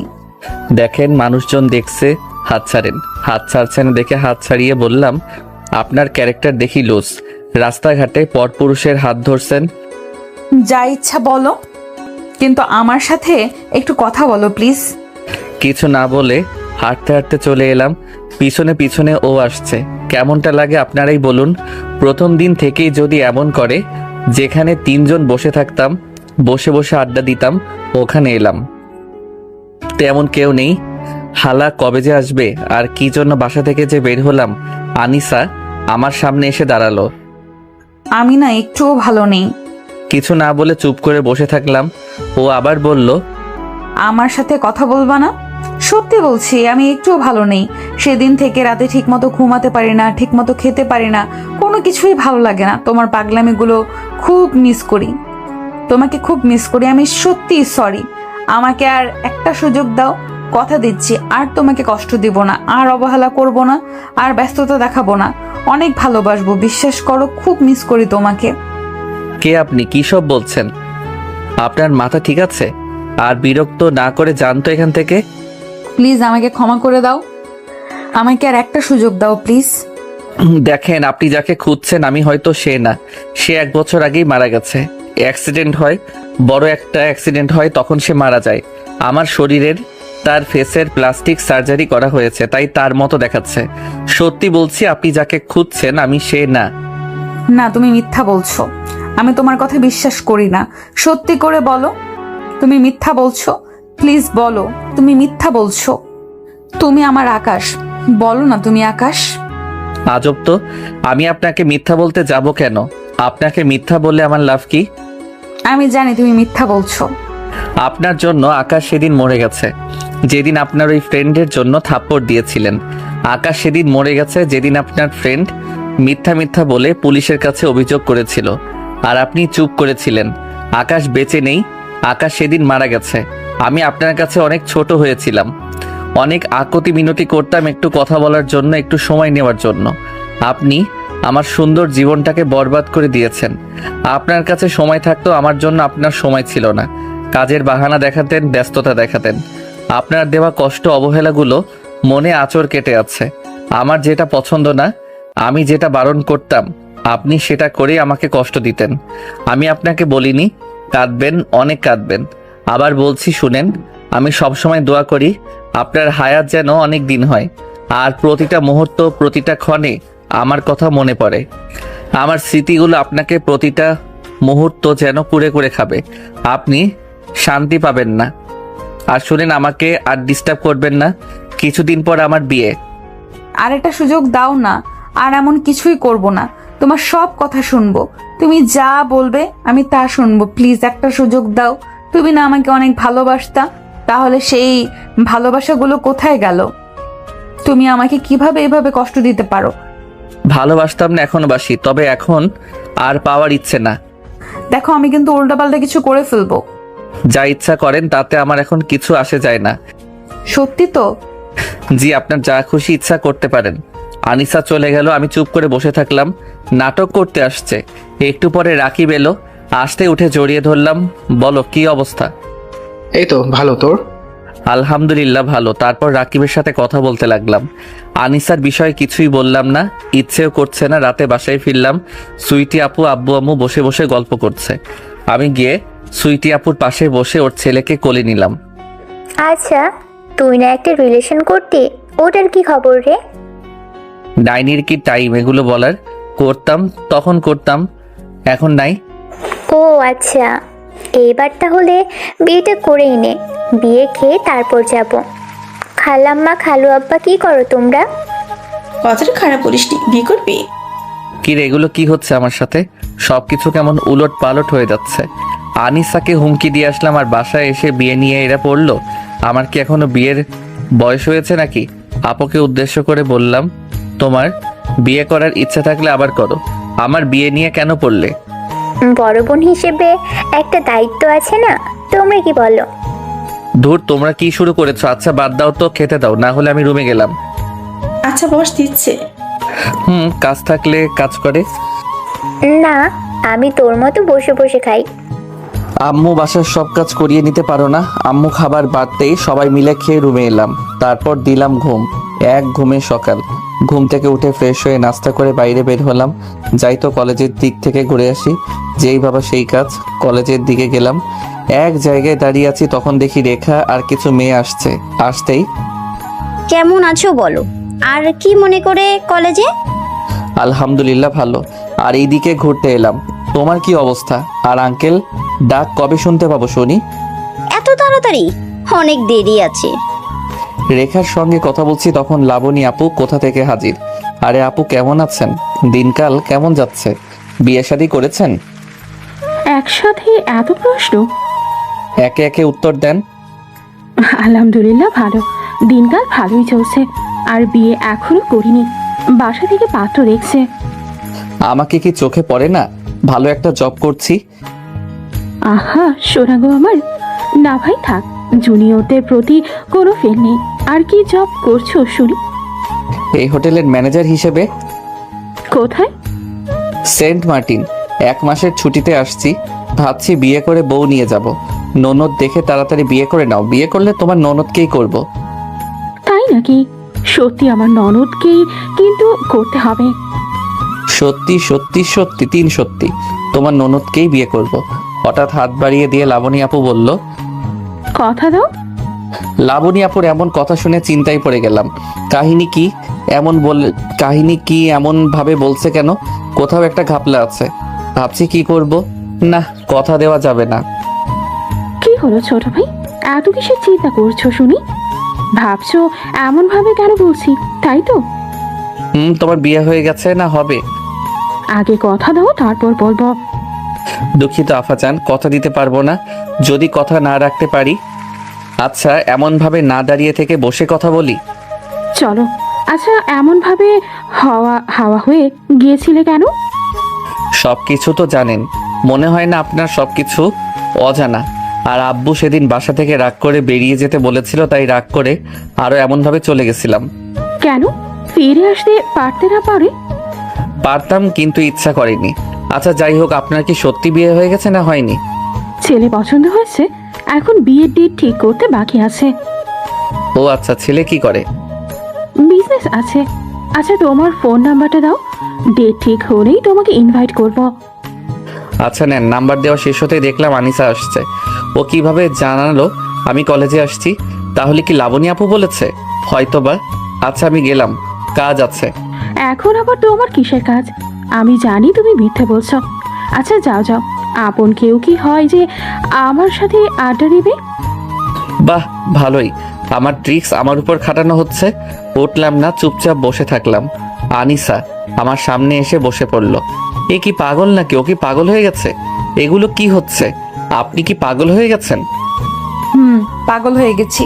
দেখো সত্যি সত্যিই কিন্তু উল্টাপাল্টা কিছু করে ফেলবো। কিছু না বলে উঠে হাঁটতে ধরলাম, তখন আবার আনিসা হাত ধরে নিল। এক ঝটকায় হাত সরিয়ে হাঁটতে লাগলাম। হাঁটছি, তখন পিছন থেকে আনিসা এসে জড়িয়ে ধরলো। ভালোই লাগছে, কিন্তু আগের কথা মনে পড়তেই রাগ উঠে গেল। আপনি কি ছাড়বেন? আমি মরে যাব, সত্যি বলছি। আমি থাকতে পারবো না তোমাকে ছাড়া। তোমার স্মৃতি আমাকে একটুও ভালো থাকতে দেয় না। আমি একটুও ভালো নেই। আমি ভেতরে ভেতরে শেষ হয়ে যাচ্ছি। তাই নাকি? কোথায়? দেখতে পাচ্ছি না তো। আপনি গতকাল কত বড় বড় কথা বলে গেলেন, এই করবেন সেই করবেন। এখন দেখি কত সুন্দর করে আমার সামনে দাঁড়িয়ে আছেন। যেই কথাগুলো রাখতে পারবেন না, সেই কথাগুলো মানুষকে কেন দেন? আপনার বিহেভিয়ারগুলো ভুলে যাইনি। আপনার প্রতিটি কাজ আমার হৃদয়ে গিয়ে আঘাত করত। মনে আছে আপনার কি কি করেছেন আমার সাথে? প্লিজ একটা সুযোগ আমাকে দাও। তোমাকে তো ভালোবাসতে গিয়ে নিজেকে ভালোবাসতে ভুলে গেছিলাম তুমি ভালোবাসবে বলে। তোমাকে সুখে রাখতে গিয়ে নিজে সুখে থাকতে ভুলে গেছি তুমি সুখে রাখবে বলে। আমি ভুলেই গিয়েছিলাম কেউ কারো নয়, নিজেরটা নিজেকে দেখতে হয়। দিন শেষে না পেয়েছি তোমার ভালোবাসা, না পেয়েছি কেয়ার। তুমি শুধু আমার অবহেলাই করে গেছো। এমন একটা দিন ছিল না যে কান্না করতাম না। আমার কষ্টগুলোকে তোমার কাছে কষ্টই মনে হয়নি। আনিসা মাথা নিচু করে আছে। আর কিছু বললাম না, চলে এলাম। পাগল হয়ে গেছিস? কি করছিস? আগে থাকতে বুঝিসনি, এখন এসে এগুলো করছিস? আমি মরে যাব, সত্যি বলছি আমি মরে যাব। আমি কেমন আছি আমি নিজেও জানি না। কোনো কিছুই ভালো লাগছে না। যখন ওকে আঘাত করতি তখন মরেছিল না? তখন তো নিজের মর্জি মতো চলতি। আর এখন কেন এমন করছিস? তাও একটা বছর পর। এতদিন যদি চেষ্টা করতি তাহলে ভুলে যেতি। আমি জানি ওর মতো করে কেউ ভালোবাসতে পারবে না। আমার ওকেই লাগবে। ও কেন এমন হয়ে গেছে? ও তো বলতো আমাকে অনেক ভালোবাসে, অনেক কেয়ার করতো। এখন সেগুলো কোথায় গেল? তুই তোকে নিজেকে প্রশ্ন কর, কেন এমন করছে? তোর অবহেলা ওকে পরিবর্তন করিয়েছে। আর তুই না গতকাল বাসায় যাচ্ছিলি, তাহলে গেলি নাকি জন্য? দাঁড়া, তোর ভাইয়াকে ফোন দিচ্ছে। আমার কসম, তুই ভাইয়াকে ফোন দিবি না। আচ্ছা ঠিক আছে, এখন চোখ মুছে বাসায় চলাচল, তোকে বাসায় দিয়ে আসি। তুই কিছু একটা কর না প্লিজ, কিছু একটা কর। আচ্ছা ঠিক আছে, এখন বাসায় চল, তারপর দেখি কি করা যায়। লাবণী আপু আর আনিসা কলেজ থেকে বেরিয়ে গেল। তারপর একটা রিক্সা নিয়ে আনিসার বাসায় চলে এলো। ও আপনাদের একটা কথা তো বলাই হয়নি। ওটা একটা বাসা ঠিক আছে, কিন্তু পুরোটা না। একটা ফ্ল্যাট শুধু ওর, আর ওর পরিবার এখানে থাকে না, বেশ অনেকটা দূরে ওদের বাসা আছে, ওটাই থাকে। ও পড়াশোনার জন্য এখানে থাকে। কলেজ থেকে বেরিয়ে আশেপাশে ঘোরাঘুরি করলাম, তারপর দুপুরে বাসায় আসলাম। লাবণী, তুমি তখন ফোন দিয়েছিলা, কিন্তু কাজের চাপে রিসিভ করতে পারিনি। সমস্যা নেই ভাইয়া। আচ্ছা, এখন বলো কেন ফোন দিয়েছিলে? ভাইয়া, আনিসাকে বাসায় নিয়ে যান, না হলে কখন সুইসাইড করে নেবে কেউ বুঝতে পারবে না। কি সব কথা বলছো? ও সুসাইড করতে যাবে কেন? আচ্ছা ভাইয়া, আপনি ওর কেমন ভাই বলেন তো? আপনার ছোট বোনের ব্যাপারে কোনো খোঁজ খবর রাখেন না? কি হয়েছে বলো তো? এমন ভাবে ঘুরিয়ে ফিরিয়ে বলছো কেন? আর জানোই তো বিজনেসের জন্য অন্য বিষয়ে ফোকাস করতে পারি না ভালোভাবে। বলো কি হয়েছে? মনে আছে একদিন আপনি আর আর আনিসা কলেজের সামনে একটা ছেলেকে মেরেছিলেন? আসলে ভাইয়া সেদিন ওই ছেলের কোনো দোষ ছিল না। আমি ওর ওড়না ধরে টান দিয়েছিলাম, আর আপনারা ভাই বোন ভুল বুঝে ওকে মেরেছিলেন। তা বুঝলাম, কিন্তু এত বছর পর সেই কথা কেন উঠতেছে? তাহলে শোনেন ঘটনা কি। লাবণী আপু সবকিছু বলল। সবকিছু বলার পর লাবণী আপু আবারও বলল, এখন যেভাবে হয় ওদের এক করেন, আর না হলে বুঝিয়ে অন্য কোথাও বিয়ে দেন। জানি ওর অন্য কোথাও বিয়ে করতে রাজি হবে কিনা। আর যদি যেমন চলতে থাকে তাহলে সত্যি সত্যি কবে ও সুইসাইড করে বসবে। আজকেই যেমন কলেজে আমার সামনেই বিষ খেতে যাচ্ছিল। কি? আচ্ছা, আমি আপু আম্মুর সাথে কথা বলে কিছুক্ষণ পর ফোন দিচ্ছি। ওকে ভাইয়া। বাসায় এসে ফ্রেশ হয়ে শুয়ে আছি আর ভাবছি এখন নাটক করতে আসছে। ও আমাকে কম কষ্ট দেয়নি, আমার ভালোবাসায় কোনো কম ছিল না। আমিও যদি টাইম পাসের জন্য ভালোবাসতাম তাহলে আমিও অনেক হ্যাপি থাকতাম। কখনো কারোর সাথে কথা বলার জন্য ছটফট করতাম না, কখনো কষ্ট হতো না, কখনো চোখ দিয়ে পানি বের হতো না।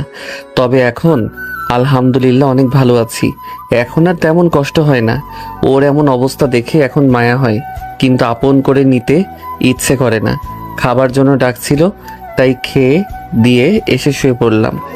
আব্বু, একটা খুব খারাপ খবর আছে। তারপর আনিসার ভাইয়া ওর আব্বু আম্মুকে সবকিছু বলল। সবকিছু বলার পর ভাইয়া আবারও বলল, এখন বলো কি করব? তোমার ওই মেয়ে কেমন ঘাটতারা জানো তো, ভেবে চিন্তে সিদ্ধান্ত নাও। ছেলেটা কি করে? এখনো লেখাপড়া করছে না জব করছে? দাঁড়াও, ওর ফ্রেন্ডকে জিজ্ঞেস করি। হ্যালো লাবিন, জি ভাইয়া বলেন। ওই ছেলেটা কি এখন কি করছে? মানে কোনো জব আছে না লেখাপড়া? ভাইয়া ও বলছিল একটা হোটেলে ম্যানেজারের জব করে, সেন্ট মার্টিনে 50,000 বেতন বলছিল। ও আচ্ছা, ওই ছেলের বাসার ঠিকানা জানো? না আঙ্কেল। আচ্ছা, আমি জেনে আপনাকে জানাচ্ছি। ওকে, জেনে ফোন দাও। ওকে, ফোন কেটে ভাবতে লাগলাম কাকে ফোন দেব। আকাশকে কি ফোন দিয়ে জিজ্ঞেস করব? কি ভাববে ও? যা ভাবার ভাবতে পারি। ওকেই ফোন দিলাম। কয়েক রিং হতেই রিসিভ করলো। হ্যালো, আমি লাবণী বলছি। ও জি আপু বলেন। তোমার বাসার ঠিকানাটা দাও তো। কেন আপু, আপনি আমার বাসার ঠিকানা কি করবেন? দেখুন, তখন আপনার সাথে মজা করছিলাম। আপনার আব্বু আম্মুকে আবার পাঠিয়ে দিয়েন না। চুপ ফাজিল, আমার টাকা পড়েছে তোমাকে বিয়ে করতে আর আব্বু আম্মুকে তোমার বাসায় পাঠাতে? আমার বিয়ে ঠিক হয়েছে ভাবছি সপরিবারে তোমাকে দাওয়াত দিব, তাই ঠিকানা দিচ্ছি। আচ্ছা নেন। তারপর লাবণী আপুকে ঠিকানা দিলাম। ঠিকানা দিতেই বলল, ওকে আচ্ছা, পরে কথা বলি, এখন একটু ব্যস্ত আছি। ওকে আপু। আর আমি এখন ঘুম দেই, ঘুম আসছে। কবে যে বউকে জড়িয়ে ধরে ঘুমাতে পারবো। বিয়ে করে নিলেই পারবা। আচ্ছা রাখি। ফোন কেটে দিয়ে ভাইয়াকে ফোন দিলাম। রিং হতেই রিসিভ করলো।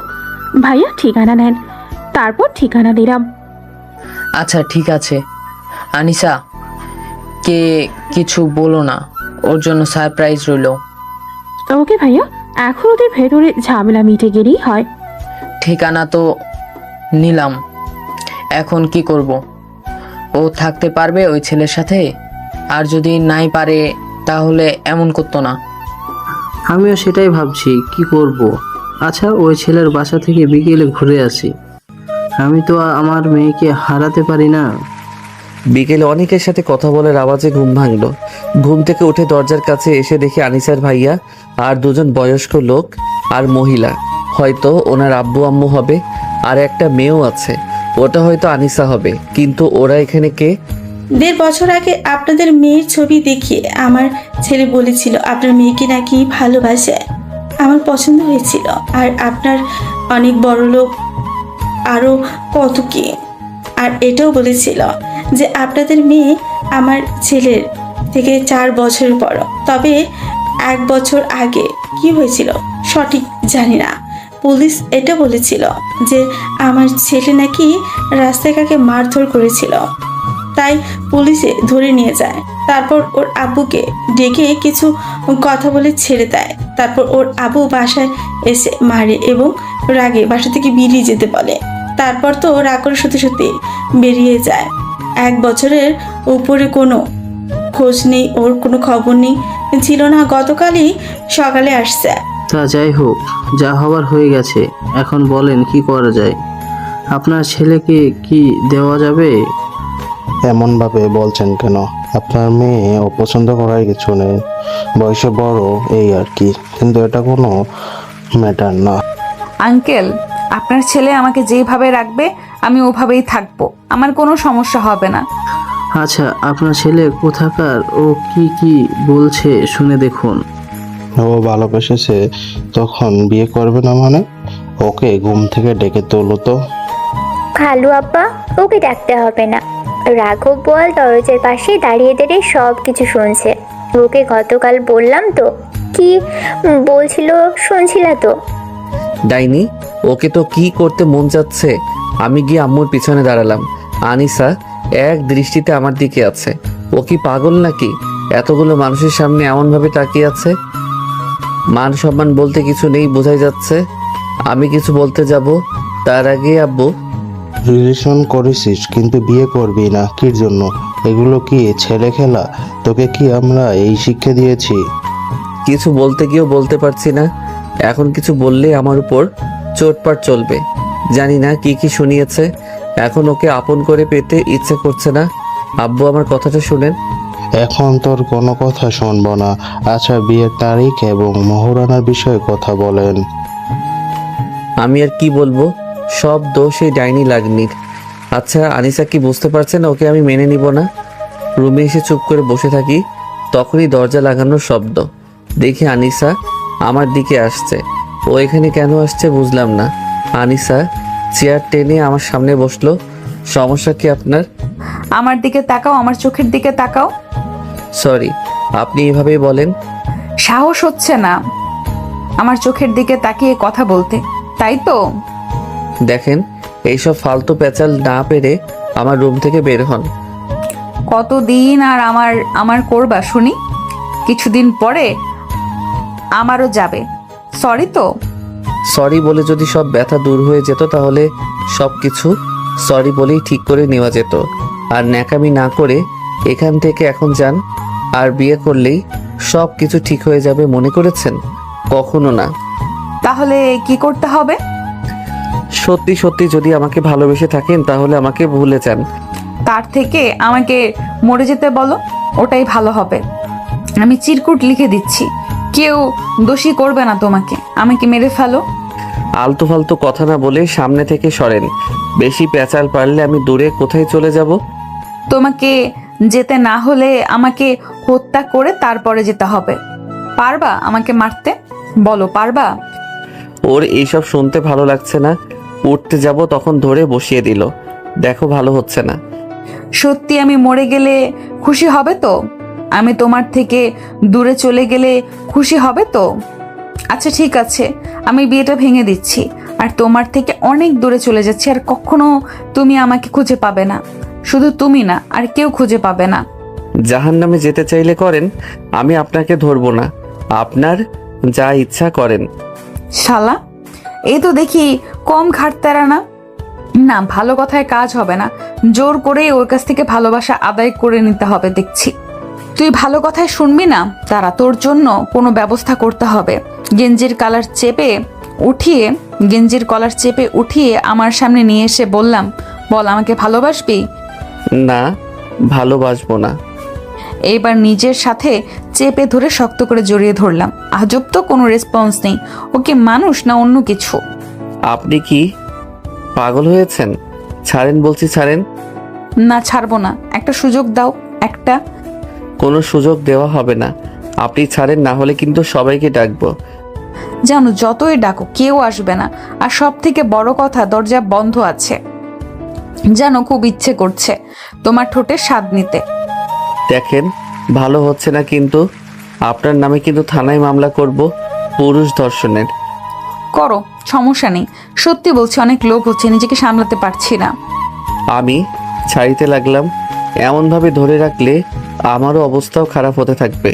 যেই রাগ অভিমান আছে আস্তে আস্তে লুপ্ত হতে থাকবে। ছাড়ানোর চেষ্টা করতে লাগলাম কিন্তু পারছি না। দেখো, ভালো হচ্ছে না কিন্তু। আমি চাচ্ছি এখন খারাপ কিছু না হোক, একদম খারাপ কিছু। ছাড়েন বলছি, ছাড়েন। এই তোকে ছাড়তে বলছি না। না, ছাড়বো না। বেশি ছোটার চেষ্টা করলে সত্যি সত্যি কিস করে দিব। ভালো হচ্ছে না কিন্তু। খারাপটাই হোক, আমি তো ওটাই চাচ্ছি। একদম তোমার সাথে মিশে যেতে ইচ্ছে করছে। এখন বলছি, শুনছো না? এমন একটা সময় আসবে, চোখের সামনে অনেক ভালো ভালো জিনিস দেখবা, কিন্তু কিছুই দেখতে পাবে না। তখন বুঝবা কত ধানে কত চাল। দেখেন, এইবার বেশি বেশি হয়ে যাচ্ছে। কোনো কিছুই বেশি হয়নি, এইবার হবে বেবি। বলেই ঠোঁটের সাথে ঠোঁট মিলিয়ে ইচ্ছে মতো কিস করতে লাগলো, কিন্তু আমার কোনো রেসপন্স নেই। ইচ্ছে করছে না, কিন্তু কতক্ষণ নিজেকে ধরে রাখতে পারবো? একটা না একটা সময় দুর্বল হয়ে যাব। এইবার শরীর সমস্ত শক্তি দিয়ে ওকে ছাড়িয়ে দিলাম একটা থাপ্পড়। আমার থাপ্পড় খেয়ে গালে হাত দিয়ে আরো হিংস্র হয়ে তাকালো। ওর এমন অবস্থা দেখে সত্যি ভয় পেয়ে গেছি। এমন অবস্থা এর আগে কখনো দেখিনি।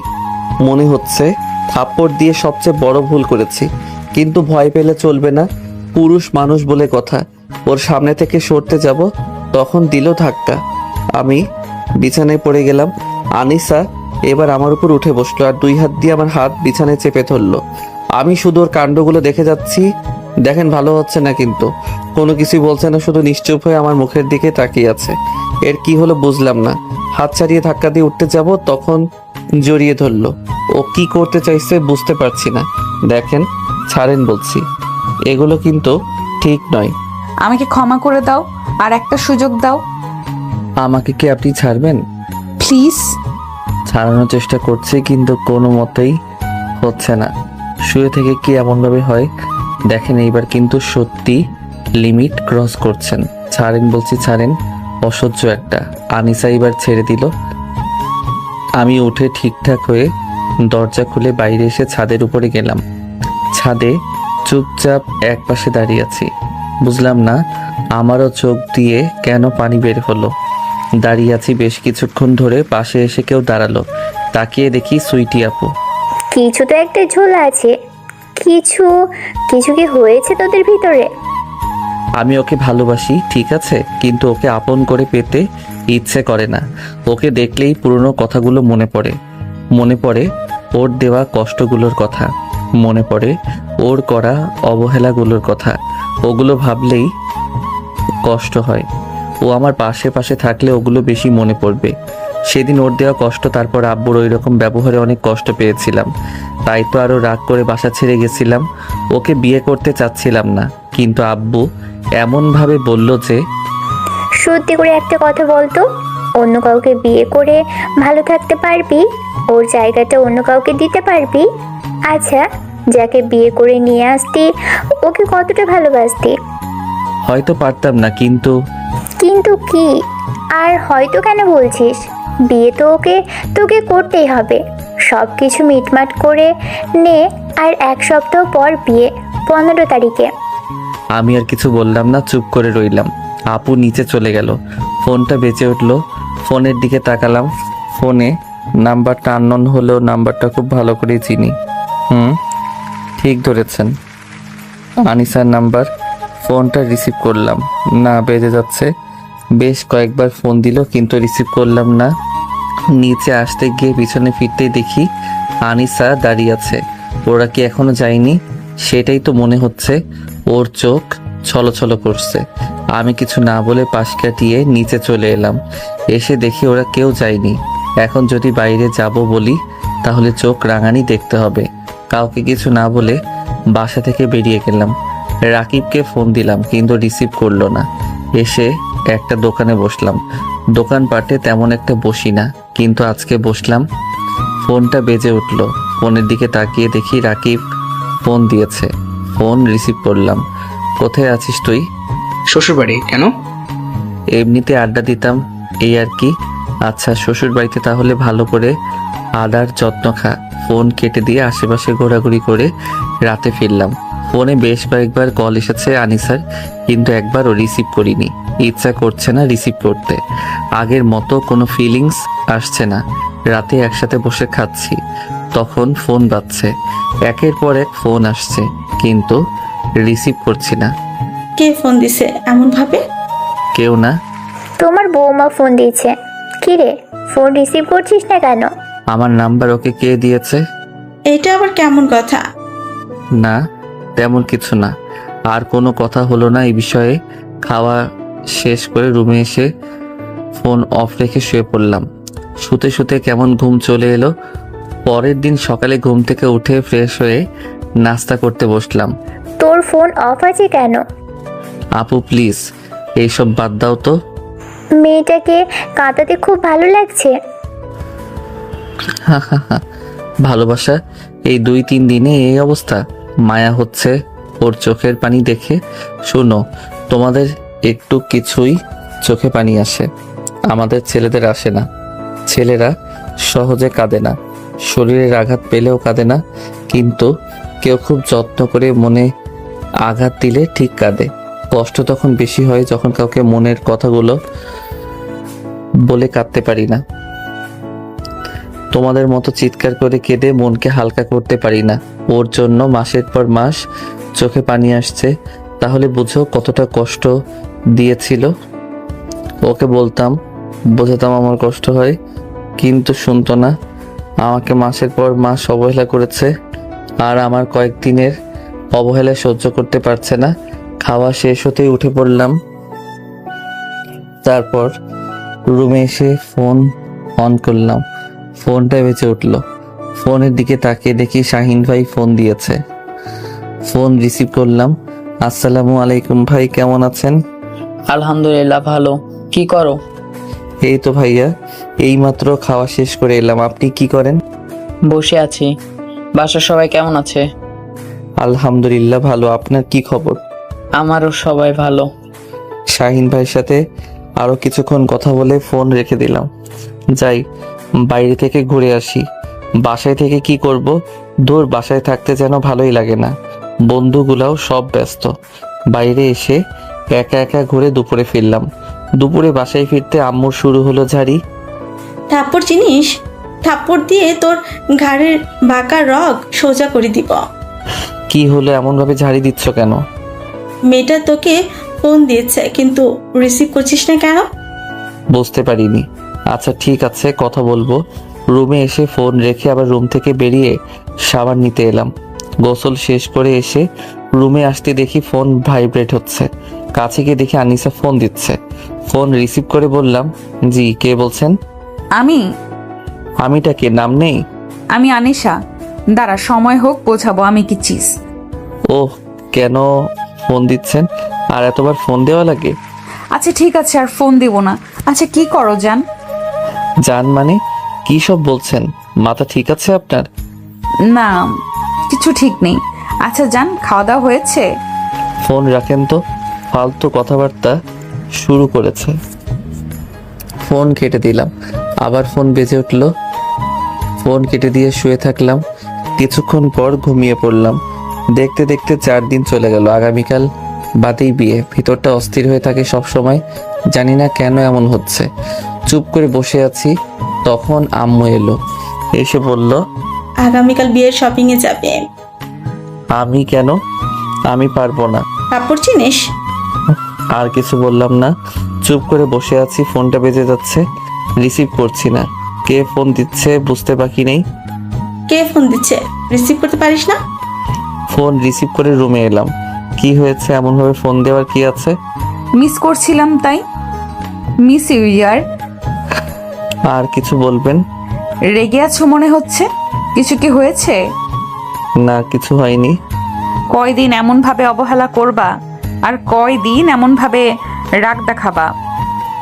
একবার কাছে পেয়ে যাই তখন দেখাবো মজা, আর কতদিন আমার উপরে রাগ অভিমান করে থাকো সেটাই দেখব।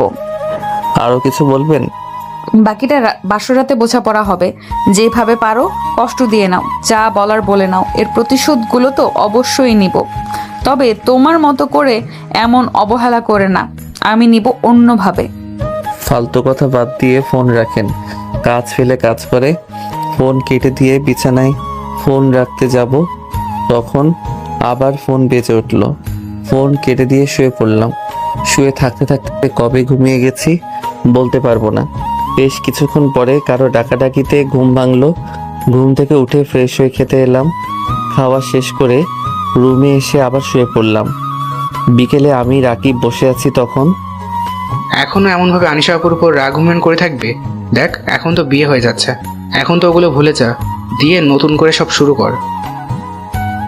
বাদ দে তো। আচ্ছা সত্যি করে বলতো, তুই কি সত্যি আনিশা আপুকে ভালোবাসতে? যদি ভালোই বাসতে তাহলে তো আমার মনে হয় না এমন করতে পারতে। এমন তো না যে আনিশা আপু তোকে রেখে আনিশা আপু অন্য কারোর সাথে রিলেশনে গেছিল। জানিস, আমরা যেমন তোকে খুঁজেছি তেমনি আনিশা আপু তোকে কত খুঁজেছে। আমাকে ফোনের উপর ফোন দিয়ে জিজ্ঞেস করতো তোকে পাওয়া গেছে কিনা। তুই না বলতি প্রতিশোধ নেওয়ার নাম ভালোবাসা না, ক্ষমা করে কাছে টেনে নেওয়ার নাম ভালোবাসা। একটু হেসে বললাম, দেখ, তোর আর আমার বিষয়টা এক না।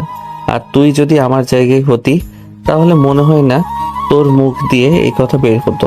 শোন, ওর প্রতি যদি ভালোবাসা বা অনুভূতি না থাকতো তাহলে এই বিয়ে পর্যন্ত কখনো যেত না। যদি প্রতিশোধ নেওয়া হয় তাহলে এখন যে অবস্থা ওর আছে এর থেকে আরো দুগুণ খারাপ হতো। নাম্বারটা সেদিনই ব্লক লিস্টে যেত যেদিন প্রথম ফোন দেয়। আমি যা করছি তা তো এগুলো কিছুই না। ওর জন্য আরো কিছু অপেক্ষা করছে। আচ্ছা যাই হোক, ওগুলো বাদ দে। শোন, মানুষ মাত্রই ভুল হয়, কখনো না বুঝে কখনো বুঝে। ওই টপিক বাদ দে তো। আর কিছুক্ষণ আড্ডা দিয়ে সন্ধ্যায় বাসায় এলাম। রাতে চুপচাপ শুয়ে আছি আর ভাবছি কি করব। কি আর করার, যা হবার নয় সেটা হয়ে গেছে। পরের দিন সকালে মার্কেট যাব না তাও বাধ্য হয়ে বিয়ের শপিং করার জন্য আসতে হলো। বিয়ের শপিং শেষ করে দুপুরে বাসায় এসে শুয়ে পড়লাম। ভালো লাগছে না, শরীর কেমন ক্লান্ত। আবার কবে ঘুমিয়ে গেছি জানি না। এই কুত্তা, ওঠ, আর কত ঘুমাবি? যাও তো, একটু শান্তিতে ঘুমাতে দাও। বিকেলে 4টা বাজে, খাবি কখন? রাতে খাবো, এখন যাও। কুত্তি ওর ছেলেকে দিল, বিছানায় রেখে শুরু করলো কান্না। কেমনটা লাগে আপনারাই বলুন। উঠে গোসল করে রুমে এলাম, তারপর খাবার জন্য এলাম। প্রায় সব কাজিনরা চলে এসেছে। একেই বলে বিয়ে বাড়ি, শুধু চারপাশে কথা আর কথা। খাওয়া শেষ করে ছাদে এলাম, এসে চুপ করে দাঁড়িয়ে আছি। শালা বাসায় আস্তে আস্তে এমন হবে ভাবতে পারিনি। ভেবেছিলাম বিয়ে হয়ে বাচ্চা কাচ্চা হয়ে গেছে। মানতেই হবে, ভালোবাসা অনেক। যদি ভালোই না বাসতো এতদিন অপেক্ষা করতো না, আর একটা রিলেশনে যেত, আর না হলে বিয়ে করে নিত। ও যতই ভালোবাসুক, কিন্তু ওর কপালে তো দুঃখ আছে। মানুষ এমন কেন?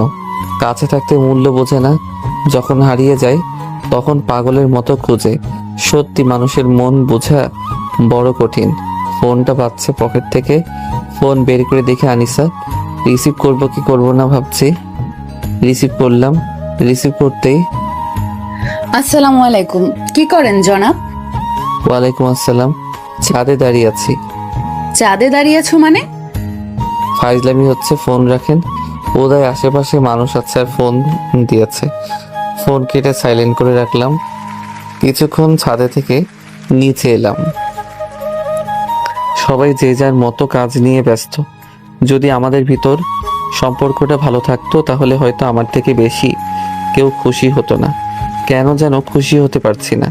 অজানা এক ভয় ভিতরটাকে কুড়ে কুড়ে খাচ্ছে। কাজিনগুলো এলো, তাদের সাথে আড্ডা দিতে লাগলাম। বেশ কিছুক্ষণ আড্ডা দিয়ে রাতের খাবার খেয়ে শুয়ে পড়লাম। পরের দিন বিয়ে বাড়িতে সব শালিরা ঘিরে বসে আছে। লাবণী আপুর দিকে আর চোখে তাকিয়ে ইচ্ছে মতো গালি দিচ্ছি। শালির জন্য সব কিছু হলো। কি দুলাভাই, এমন ভাবে কি দেখা হচ্ছে? না, মনে মনে আপনার আর আপনার নানির 14 গোষ্ঠী উদ্ধার করছি। রাগ করো না দুলাভাই, যা করেছি দুজনের ভালোর জন্য করেছি। আপনার বান্ধবীর কপালে দুঃখ এখনো অনেক বাকি আছে। এখনো এই আকাশকে চিনেনি। তা আজকে রাতে না হয় চিনিয়ে দিও, আর সবকিছু দেখিয়েও দিও। লাবণী আপুর কথা শুনে আর মুখ দিয়ে কথা বের হলো না। চুপ করে রইলাম। দেখতে দেখতে বিয়েটা ধুমধাম করে হলো। বিয়ে শেষ করে বাসায় আসলাম। গাড়ি থেকে নামার সময় শুরু করলো নাটক। আপনি কি নামবেন না ঢং করে বসে থাকবেন? কোলে করে নিয়ে যেতে হবে? পারবো না। ইচ্ছে হলে নামেন, না হলে বসে থাকেন। আব্বু, পাটা কেমন ব্যথা করছে।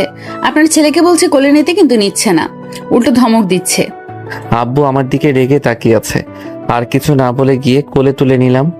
নিয়ে বিছানায় এসে জোরে করে ছেড়ে দিলাম। মা গো মা, ও বাবা গো, কোমর বুঝি গেল। ওই, তুমি আমাকে এমন ভাবে ছাড়লে কেন? নাটক করার শাস্তি। বড় ইচ্ছে ছিল গাড়ি থেকে নামার সময় বরের কোলে করে নিয়ে বাসর ঘর পর্যন্ত নিয়ে আসবে। ইচ্ছা তো পূরণ করেছি, আর তুমি রাগ করছো? আবার শুরু হলো নাটক। বলছি শোনো না। কি হয়েছে? মানুষজন আসতে লাগলো, তাই রুম থেকে বেরিয়ে গেলাম। এসে বাইরেই থাকলাম। রাতে ছাদে দাঁড়িয়ে আছি। যা ভাই, সবকিছু মিটমাট করে সবকিছু নতুন করে শুরু কর। আচ্ছা বলতো, কতদিন রাগ করে থাকবি? বেশি দিন পারবি না। চুপ করে দাঁড়িয়ে রইলাম। পকেট থেকে ফোন বের করে দেখি রাত 10:30 বাজে। যা, এবার শুধু শুধু রাগগুলোকে মনের ভিতরে পুষে রেখেছিস। এই, এখানে যে দাঁড়িয়ে, রাত তো কম হলো না, এবার রুমে যা। কিছু না বলে নিচে এলাম। রুমের সামনে আসতেই কাজিনদের বাধা। এখন বাসরঘর সাজানোর জন্য টাকা নিবে। বাধ্য হয়ে 10,000 টাকা দিতে হলো। তারপর দরজা খুলে দরজা লাগিয়ে আস্তে আস্তে বিছানার কাছে এলাম। আনিসা উঠে এসে সালাম করতে যাবে, তখন পিছনে সরে বললাম প্রয়োজন নেই, চুপচাপ শুয়ে পড়েন। মানে কি? শুয়ে পড়বো মানে? জি, চেঞ্জ করে শুয়ে পড়েন। আমিও শুয়ে যাব, অনেক ঘুম আসছে। আমার কথা শুনে আমার দিকে করুণ চোখে তাকিয়ে আছে। আমি বালিশ আর একটা কথা নিয়ে নিচে শুয়ে পড়লাম। আগেই সবকিছু চেঞ্জ করা হয়েছে। ডিম লাইট অফ করে শুয়ে পড়েন। চুপচাপ শুয়ে পড়লাম। বুঝতে পারছি কান্না করছে। বেশ কিছুক্ষণ পরে ঘুমিয়ে পড়লাম। মধ্যরাতের দিকে বুকের উপর ভারী কিছু অনুভব করলাম। গেঞ্জিটাও ভেজা। ডুকরে ডুকরে কান্না করছে আর হেঁচকে তুলছে। আর কত কষ্ট দিবে? এই 9 দিনে তো কম কষ্ট দাওনি। আমি সহ্য করতে পারছি না, অনেক কষ্ট হচ্ছে। সরেন, না হলে কিন্তু ধাক্কা দিব। প্রয়োজন আছে আমার সাথে কথা বলতে আসার?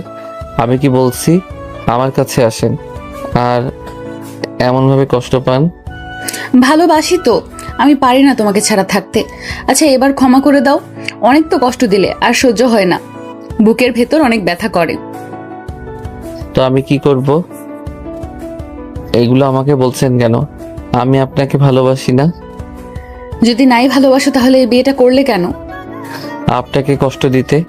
আপনাকে কষ্ট দেওয়ার জন্য বিয়ে করেছি। আপনাকে আমি সুখে থাকতে দিব না। বুকের উপর থেকে নামবেন না ধাক্কা দিব? না, নামবো না। এই বুকটা শুধু আমার। বুক ব্যথা করছে, নামেন। তুমি মিথ্যা বলছো। আমি সরি, তো আর কখনো এমন হবে না। আগের দিনগুলোর কথা মনে আছে? তোমার কাছে কতটা আকুতি মিনতি করেছিলাম। এগুলোকে তোমার কষ্ট মনে হয়, অবহেলা মনে হয়? যখন আমি বলতাম তখন তো তোমার কাছে এগুলো কিছুই মনে হতো না। এখন কষ্ট হয় এগুলোতে। এখন আমার উপর থেকে সরেন, আমি ঘুমাবো। অনেক ঘুম পাচ্ছে। আমি সরবো না। আমি না হয় তোমাকে এমন ভাবে কথা দিইনি, কিন্তু তুমি তো দিয়েছিলে। আমাকে কখনো কষ্ট দিবে না, কখনো অবহেলা করবে না, সব সময় বুকে আগলে রাখবে। ওগুলো মিথ্যা বলেছিলাম। আমার ভালোবাসার মতো ওগুলো মিথ্যা ছিল। আপনি বুঝতে পারছেন না? আমি আপনাকে কখনো ভালোবাসিনি। ভালোবাসলে কি আপনাকে এমনভাবে কষ্ট দিতে পারতাম? সবকিছুই আমার আবেগ ছিল। আবেগ কেটে গেছে। তুমি সবকিছু মিথ্যা বলছো। প্লিজ আর এমন ভাবে কষ্ট দিও না। আমি সবকিছু ঠিক বলছি, এখন সরেন, না হলে। আমি সরবো না। কেমনটা লাগে আপনারাই বলুন। উপর থেকে জোর করে নামিয়ে বিছানায় এসে শুয়ে পড়লাম। একদম আমার কাছে আসবেন না।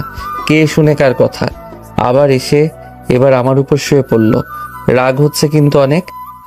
মারবা তো মারো, যা ইচ্ছা করো, কিন্তু রাগ করে থেকো না, প্লিজ প্লিজ। আপনি কি আমার উপর থেকে সরবেন? ব্যথা লাগে তো। আমি একটা জিনিস বুঝতে পারছি না, আপনার ওই ফ্রেন্ডের হলো কি? এত বছরের সম্পর্ক, দরকার ছিল আমাকে বিয়ে করার, ওকেই বিয়ে করে নিতেন। দাঁড়ান, ওর সাথে আপনার বিয়ে দিয়ে দিব, আপনাকে ডিভোর্স দিয়ে দিব।